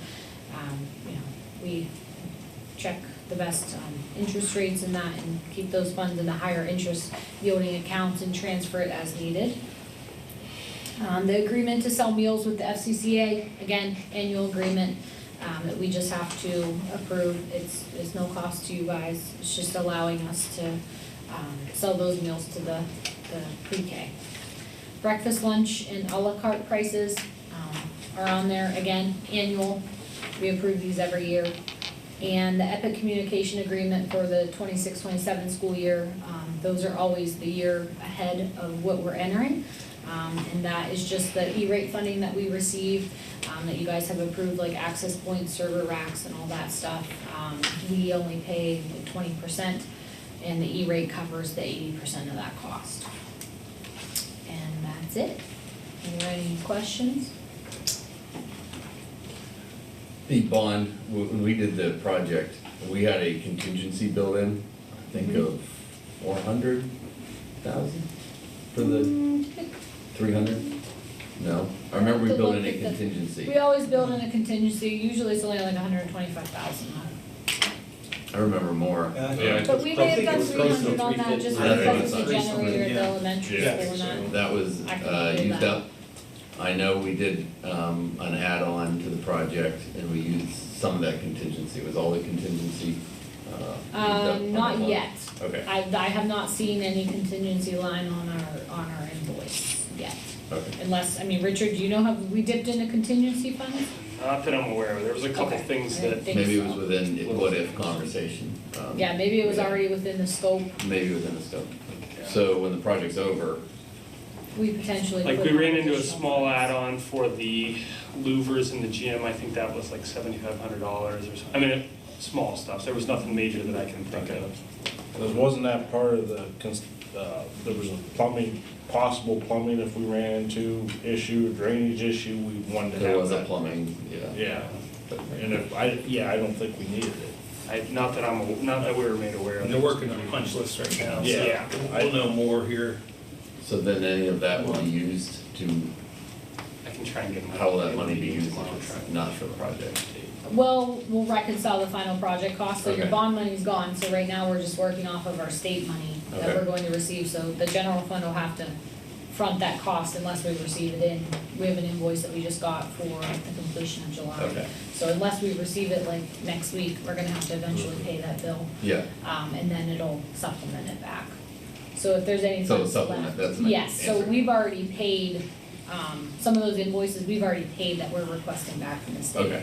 So if there is an amount left, it's gonna probably be a small amount, and then we can discuss whether we wanna leave that in Fund 32, for future project, or Mhm. throw it into capital. But yeah, we'll have a better idea here probably, I mean, they're wrapping up, so I will have August invoice the first week of September. So maybe by the next board meeting, we'll have a better idea of final cost, depending on the punch list stuff. Other questions for Kristen before we move into the meeting? Move into the voting meeting. Any citizen comments on agenda items? I don't have any registered. I don't know if there's anything.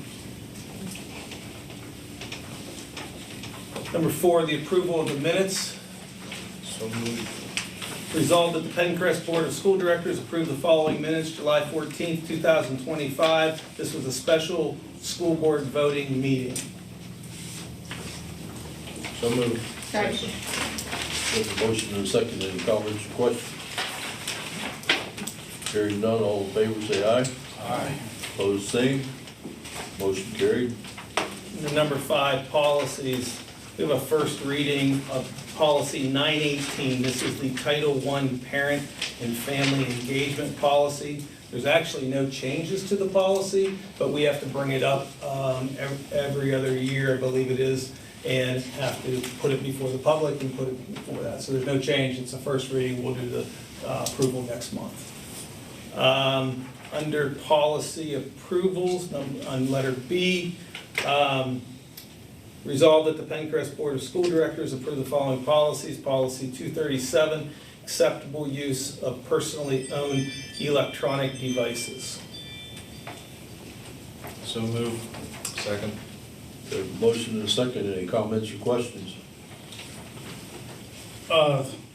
Yeah, I've got some questions, I guess. What is acceptable use? I read through this, and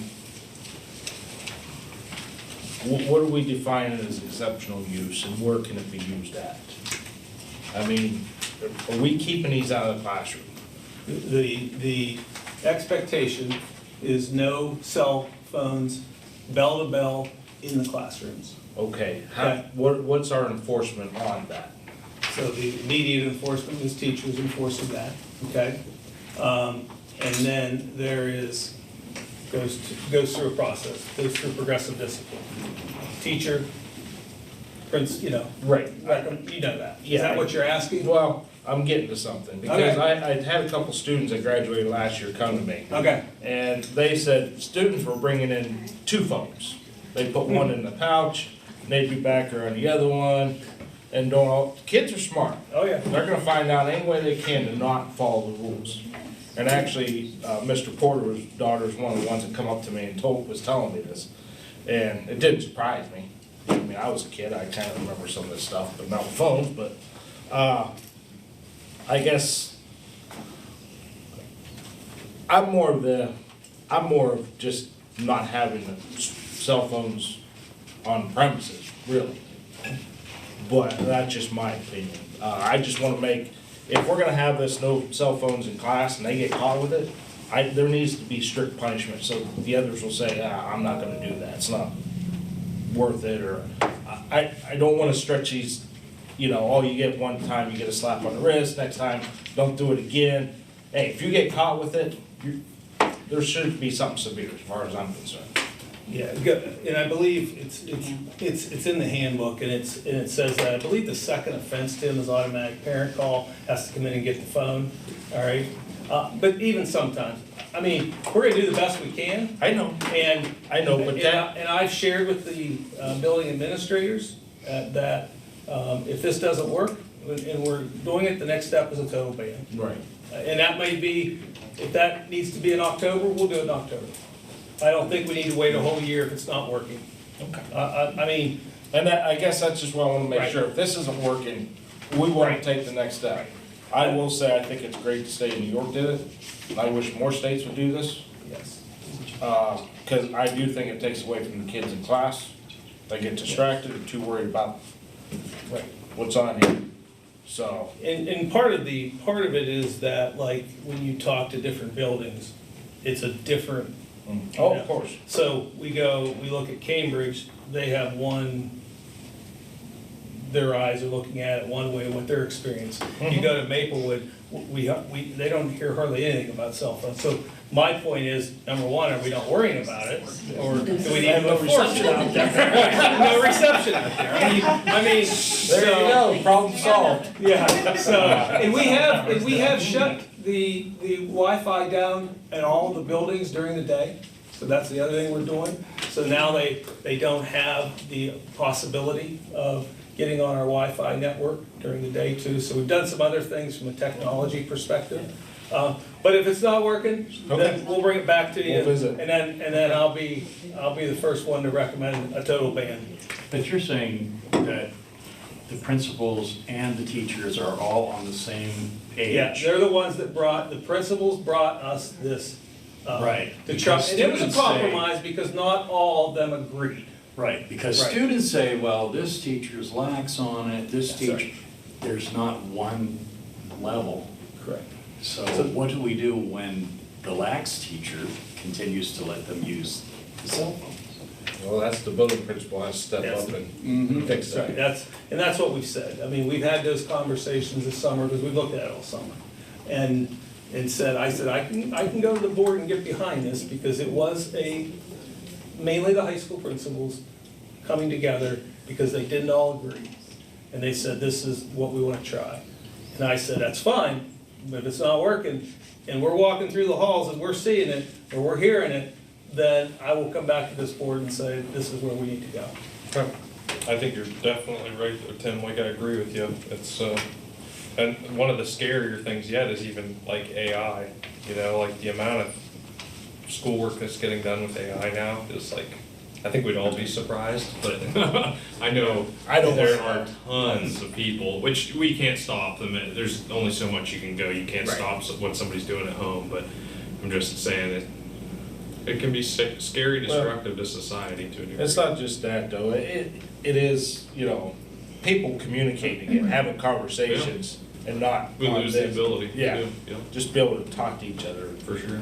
So anyhow, that's good, we're on the right I'll track. say, I know I've said it to people, side conversations, but it worries me.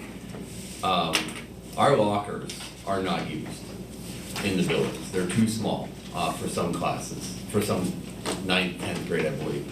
That's scary to me.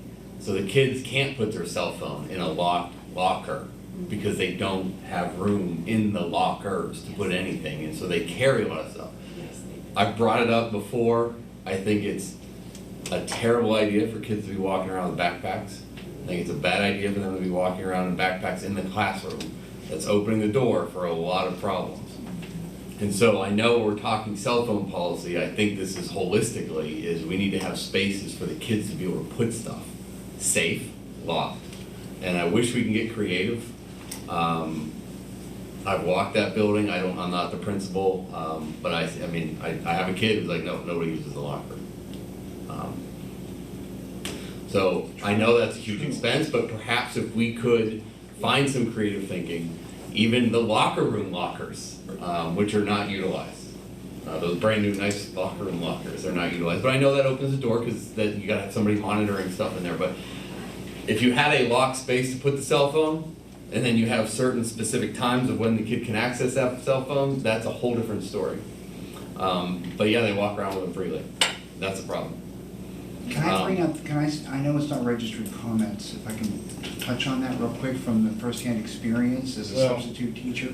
Let's keep it real quick, because Okay, we're already just real past quick. 8 o'clock. The only one that just concerns me is, and maybe other teachers would concur, the hallways between the classes. I've seen that because I substitute so much. They're right away edging that. They can't wait to get to that cell phone. The bell rings and it's open. And then you have that issue getting them shut down the next classroom.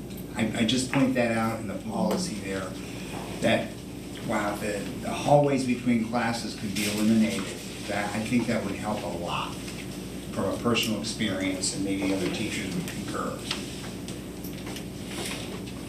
I just One had- more, I quick. just had a quick question too, like, Randy, I love his idea. My question was, where is the cell phone physically permitted? Because our students can carry backpacks, which again, I completely disagree with. Their lockers, Randy, I disagree with you, they're big enough. Everything can fit in. I went to high school, we had those skinny little lockers, everything, my jacket, my boots, everything fit.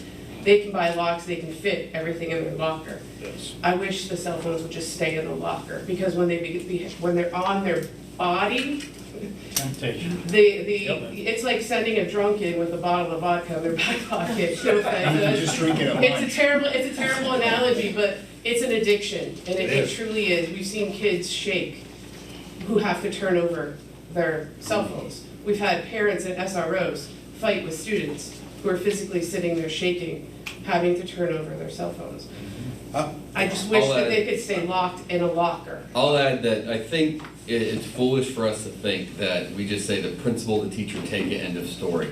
Oftentimes, that's when the story begins, and that's when the headache begins, because when you have law officers asking 13, 14-year-olds and they're refusing to do it, and the parents are saying, no, I want the kid to have a phone, that's a problem. So let's not think ignorantly that, oh, just enforce the policy, end of the story's over. Oftentimes, when we start enforcing the policy, that's the beginning of the story, I would imagine. Oh, yeah, I was in 2 meetings already last year. Yeah. Where parents were screaming at me that it's their right, and I said, no, it's not their right. Right. You know, and I said. And that's just an example of. And then we banned it because they were And abusing it. if you talk to Mill Creek, they've had beautiful results. Absolutely, they love it. I would say this starts with the mom or dad or family, just tell your daughter or son not to bring a cell phone to That school. would be lovely, but it doesn't happen. End of story. Yeah, but unfortunately. I would love to tell them to feed, clothe, and bathe their Yeah, child. unfortunately, that's Well, I'll say You're right, that would be off. I could tell my. I 100% would want my kid to have a phone. I would be against that. Really? Yeah, 100%. Things change, schedules change. I have to get my wife and I have to get my body somewhere else. Stuff changes. I don't rely on the communication from the school. I have one kid in two kids in 2 different buildings. The communication is different. Oftentimes, my daughter will tell me, not during the school day, but at the end of the day or at lunchtime, something has changed, and so I have now X amount of time to adjust my day to make sure she's getting where she needs to be. If there's ever an incident, I want to be able to make sure she's okay. So I 100% would, I don't want it in a room. I think that's wrong. I agree. No classrooms, that's why I wish lockers. We Put it got in a a lot locker. of years without a cell phone and things worked out just fine. So I will agree to disagree on that. But, I mean, I'll vote for this policy. I just want to make sure if this doesn't work, we're going to take the next step. I'm right with Tim on this too. I think we just need to make it so crystal clear and that this is like the absolute last chance. And they abuse it, we will ban It's them. going- And I think that's being pretty gracious from my standpoint. I think Tim as well, like we're both. Oh, yeah, I would ban them Pretty right now. I mean, we're putting out here, as soon as you guys were approved this, it's going out mass enforced to parents, everybody. I don't We have think a- it's clear. I just think Tell you we're where the setting, cell I phone think should we're be. setting the teachers up, and I think we're setting the principals up with problems if they have it on their person. I agree. It's setting them up. And I do too. when we have them acting out and shaking, it just needs to be in the locker. Yep. We bought our own locks back when we were in the day. And Or not that- everything's on camera. They don't really even have to have a lock. Those cameras are perfect. Like, we don't have theft anymore.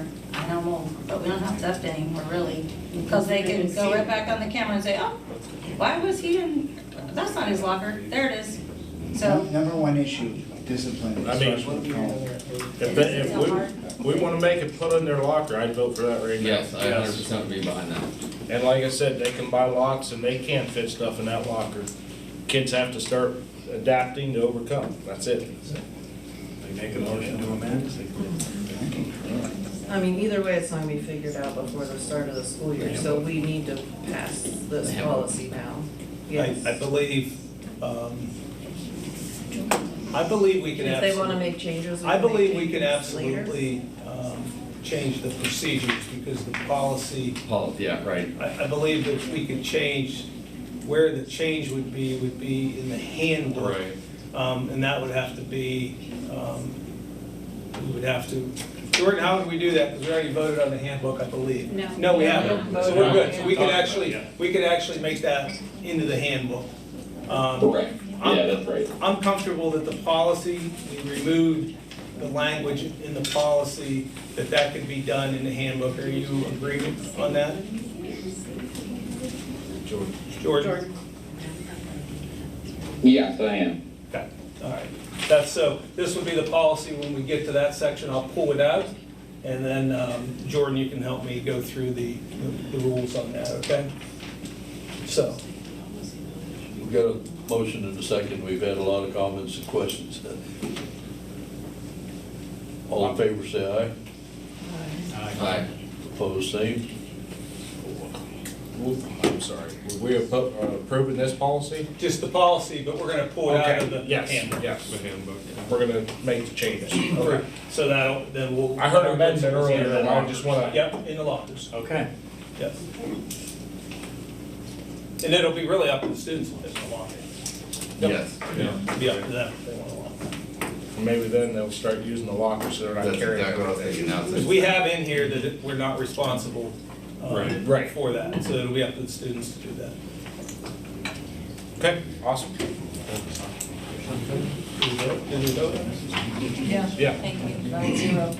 All right. Thank you. All right, so. Letter C under policies. This is the iPad loss or damage report form approval.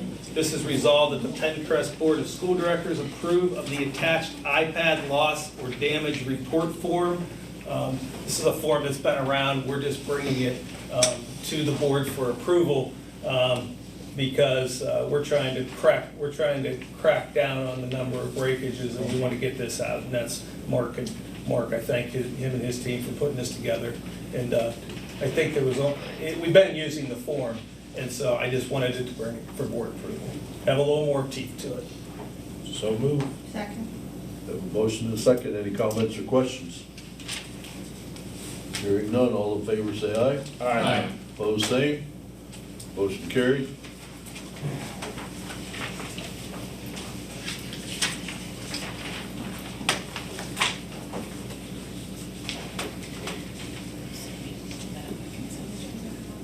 What's that? Yeah, I'm gonna do that. Under the education report, we are going to remove letter E from the consent agenda. Well, that'll be a separate item that we bring up. So the first motion will be resolve that the PENNCREST Board of School Directors approve the consent agenda items B through P with the exception of E. So move. Second. Have a motion and a second. Any comments or questions? Hearing none, all in favor say aye. Aye. Opposed, same. Motion carried. Under the education report, on letter E, this would be resolved that the PENNCREST Board of School Directors approve the attached 2025-26 handbook and discipline matrix. Jordan, before we vote on that, how should we go about the edit process on that? For the handbook? Yes. Yeah, so I mean, you just had the proposed handbook on for the agenda. Yes. You know, and that's the purpose of the public discussion on it. Okay. So I think you can just go back and post for the amended agenda for the evening. Well, you actually don't have to amend the agenda. You just amend what would be the backup to the agenda to reflect the changes that were discussed this evening. So then we'll go into the handbook on page 11 and change that to say cell phones will stay in lockers. Is that correct? And that will be before entering homeroom? I was gonna say, there's other questions that follow that. What about cafeteria, lunchtime? lockers, well, they would get it. Your initial plan had arrival, cafeteria, dismissal. And I think that's fair. Yes, yes. So they would just get it out of their locker at those Right. times. Yeah. And then put it back. And then put it back. And if caught by I think discipline. where the change will have to be is though, if we're putting it in the lockers, the change will have to also come out of the hallway. And I think. Because they're not gonna have enough time to go to their lockers, get that, we don't want that Right. distraction. So I think we eliminate that, I think they potentially could get it to go to the cafeteria for lunch and then back. And if that becomes a problem, it's easy to say, no more cafeteria. That's accurate. Yes. That's accurate. Okay. So before homeroom, they have to put it in their locker, correct? Right, arrival and this. Upon arrival, put it in your lockers, that'll be the change. You have that? Well, I have arrival until homeroom is still acceptable, but by homeroom it has to be in there, is that what I'm hearing? Yes. And then cafeteria and dismissal. Yes. Yeah, we will make But that if it's change. abused, we will take away. Correct. How is dismissal, is there a PM homeroom, or they just missed out of us? I believe it's out of So PM homeroom, okay. We don't even have morning homeroom. Right. It's first period. Yes, So- first. That's your homeroom, right? Yeah. Your announcements, okay. Everything's. We should just vote on it now, right, Jordan, with those changes? Yeah. Yes, you can. So, I mean, the whole point of having it on the agenda is so the board can discuss, and that's what you've done, and you're making a few changes based upon that discussion. Okay. So just read it as it's on there, and then put with changes in it, with the, or do you want me to spell out the changes in the motion? No, I don't think you need to spell out the changes in the Okay. motion. So whenever you have an item on the agenda All right. for board discussion, Right. you've discussed it. So now the discussion's concluded with some changes. But you don't need to go back and fix any. That's the whole point of convening for a public meeting and having discussion on these issues. Okay, very good. Thank you. No problem. All right, so Bob, I'll read that one again. Letter E, under the education, resolved the PENNCREST Board of School Directors approved the attached 25-26 handbooks and discipline matrix. So moved. Second. Any comments or questions? Hearing none, all in favor say aye. Aye. Opposed, same. Motion carried. Under the facilities report, resolved that the PENNCREST Board of School Directors approve the consent agenda financial items B through H as presented. Second. Have a motion and a second. Any comments or questions? Hearing none, all in favor say aye. Aye. Opposed, same. Motion carried. We missed facilities. That was facility. That was. It was B through D. No, it was the financial. Oh, you I did missed it, I'll go back and do it. Okay. My fault. I didn't. I knew it right when I did it, I was like, Wait a minute. that's wrong, sorry about that. That's on Well, me. we're all in a hurry now. It's time to go. All right. Yeah, right. I went to facilities. Right, I'll make I it. just thought it H. said B. That's all right. Instead of B, D. Facilities. You have that, so we need to go back to facilities, right? Yeah, Okay. I thought it was. Under number 7, resolved that the PENNCREST Board of School Directors approve the consent agenda for facilities and transportation items B through D. So moved. Motion and a second. Any comments or questions? Hearing none, all in favor say aye. Aye. Opposed, same. Motion carried. Number 9. Yes, we're on personnel now. Yes, I know. Resolved that the PENNCREST Board of School Directors approve the consent agenda personnel items B through J as presented. So moved. Second. Motion and a second. Any comments or questions? Hearing none, all in favor say aye. Aye. Opposed, same.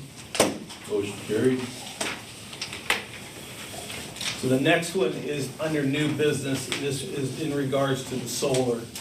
I think what we'll do is I'll go ahead and read this, and then we can have a discussion on it after we have the motion and do that, and then we'll decide where we want to go with it.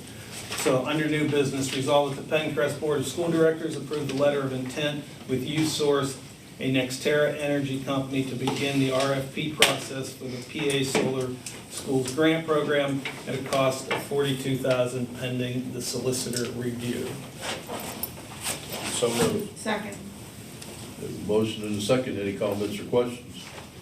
I'd like to, I'm probably gonna say the same thing. I'd like to make a motion to table this for right now. I think we have a month anyways, I just don't think we should rush it. Yeah, I second right that. away. We're gonna get this We all second agree we opinion have some homework. Yeah, we got some different, and Mike, you're gonna have yours take a look.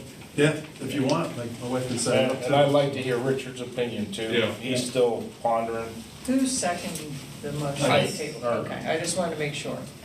on the table. We now have an amendment. We have a second to that. We need a. David made the motion Okay, so- to table, Right, to and second. Chauncey seconded. I just want to be clear. Yeah, Mike Chauncey. Yeah, I think we got it good. Seconded. All right. Any comments or questions? No, I think we all agree we need more information. And, Yeah. I mean, I'm sure the numbers he'd give us, like he said, come from one place in Colorado. I'm sure the statistic part of it's good, but I would like Richard's opinion and some other people's. Yeah, like my wife, she can set it up easily with REA and have someone come out and assess it and give us an honest opinion on that. I think the future is uncertain right now during the current atmosphere in Washington. I agree wholeheartedly. Okay. Any other comments or questions? Hearing none, all in favor say aye. Aye. Opposed, same. Motion carried.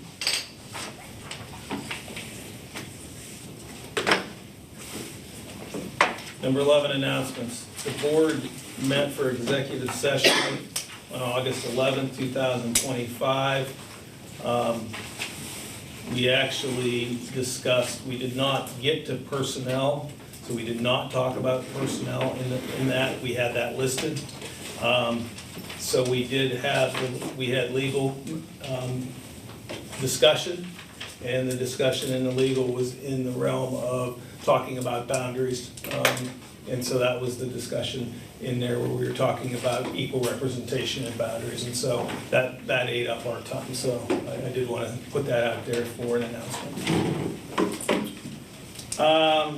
Any citizens' comments on non-agenda items? I would. Yeah. I just, Debbie Miller, Rockdale Township, I applaud the new direction of the board with the committee of the whole. It's nice as a public person too, to hear the discussion, like the policy, like the whatever that is going on in that. But it's really hard for us to know what's coming and follow. I don't know, it just seems like there needs to be a little bit better of, and I don't know what the answer is, but if you think in the old way, Monday work session the week before, and items would be out, even like documents or things to look at. And then the public had a week to kind of mull it over and whatever and see if we had questions. And then the vote was the next. And I'm not saying this isn't efficient, there just needs a little bit better information coming out to the public. Even in the meetings, like I appreciate tonight, we alerted them that there was a little mistake and one of the documents was on file. But like this, it's wonderful, and you guys I'm sure get more like in front of you, but as the public, we're trying so hard to like understand and comprehend fast. And so I don't know what the answer is, except the only thing I can think of is more things being on the agenda in document form. So like if I want to look at at least the summary of the solar thing, or do you know what I'm saying? Something, so we have a means to look at it beforehand. And that also includes names and things under personnel. I know like in the past, they would appear then on the final agenda, like so-and-so's retiring or so-and-so's getting hired and whatever. And like we just hired 2 people, and in the past we would have at the voting meeting, like had them stand up and applaud them or something. Like we still don't even know who was hired tonight. Do you see what I'm saying? Like if there's ways that we can allow whatever's allowable, but more information out, at least in the online form. Mr. President, could I just make a comment? I agree that we should never find out the information and vote in the same night. The former way of doing it gave us an opportunity to look at everything. The agendas go up on Thursday, Friday, so you can't expect everybody to look at all this information and be ready to vote on it the same night. This is so much better the former way. Also, I believe in our community engagement, That's for the community to engage with us, and that's the last thing we're doing on those nights. The first thing we should do is invite the community. What do you want to say to us so we can talk back to you? That's the community engagement. Instead, it became a showcase of what the principal in that school is doing. But we didn't mention anything about test scores and where we're at on those. But we said what we're doing in the community. So community engagement has to be the community engaging, not a presentation. Or if you're going to do the presentation, make it after the public comment. Well, you gotta have the presentation first, so there's topics to talk about, and test scores were on every presentation. We had test scores on every presentation. Yeah, they did. I agree with you on everything, but I'm just saying, test Yeah. scores were on presentation. And they were representative of where they were and where they were going, whether they increased or decreased. Yeah, they showed us all I info. remember Ms. Bonzo having a conversation with test scores, is that correct? Sorry, I won't put her on the spot. You had test scores. Well, We looked at all I of think it. it's just a learning curve. So actually, We're actually, putting this together. Right. so actually, the data presentation Mrs. Fonzo did was here, and it was done not at a community presentation, but it was done. Yeah. So to say that that hasn't been put out is not accurate. It was done, she did a nice job right here, but we But didn't that do was it. not at community And then engagement. all the principals had different data Yeah. on Right. those nights. we But did- the actual data that you're talking about, how Was we here. did, how we didn't do. Was here. Yes. Yeah, Well, I And then we remember- had different data On the on. community engagement Maple night. Woods did have star, Yes. our Yeah. star benchmark. Yeah. and Yeah. we Star shared that. benchmark, because I asked you the proficiency. Yes. It was as of December, and we Yes. had, most of our kids were already proficient at levels. And I asked if that was last year's data or current STAR data, and it was current. But I agree, we're trying to figure this out so it works the best way for all of us. That's our interest. Yeah, and like Is the getting policy, the thank you for input. clarifying the policy tonight, that there were like no changes. Because even last month, I looked at the policy, and I didn't have my cell phone had no service, so I had no way to look at the policy.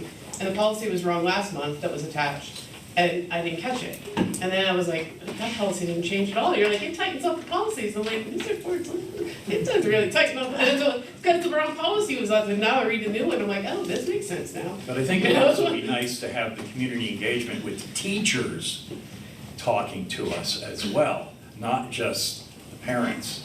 Community engagement, we need the teachers' input. I don't think we need to have another meeting just to have the teachers come and tell us what they need, or what's working or not working.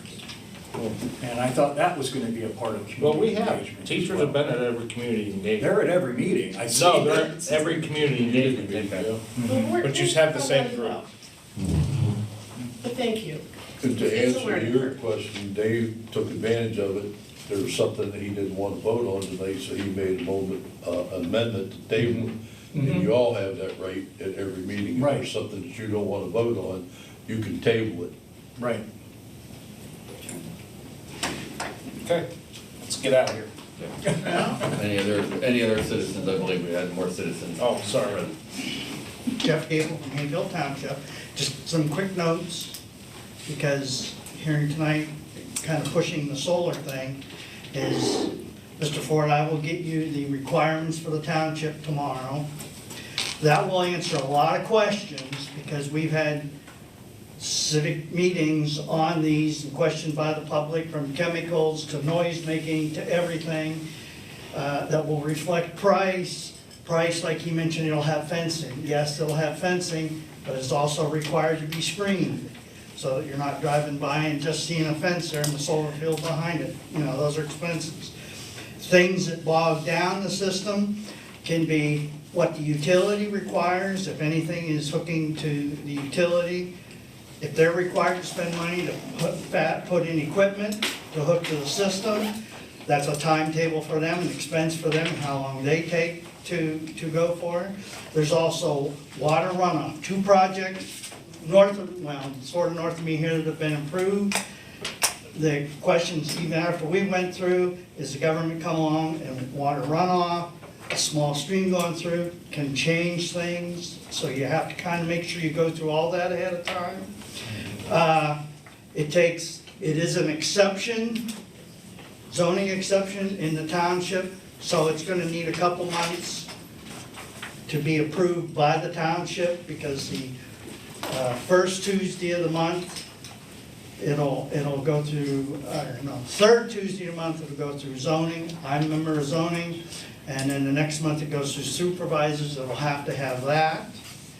And just little things like that, but I'll get them to you and I'll answer a lot of questions, because there's so much room for EMS, for fire engines, all that stuff we've taken into account of that. We've been 3.5, 4 years putting something together, how the solar should go in.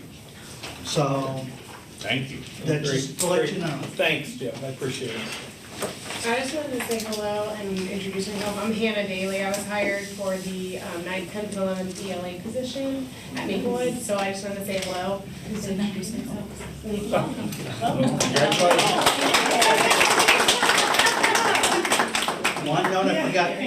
One thing I forgot to mention on the solar field is the price of panels. There's panels that are 20 years life, panels that are 30 years life, and that all takes account into. Well, he showed us 35 years. Well, he may have 35, but I don't know if the panel is for 35. Yeah, There may be a replacement No, thing. that was 35 Okay, years. okay. That was So 35 but years. Might just question, because I haven't had anybody came to our things from the solar people that had something that lasted that long.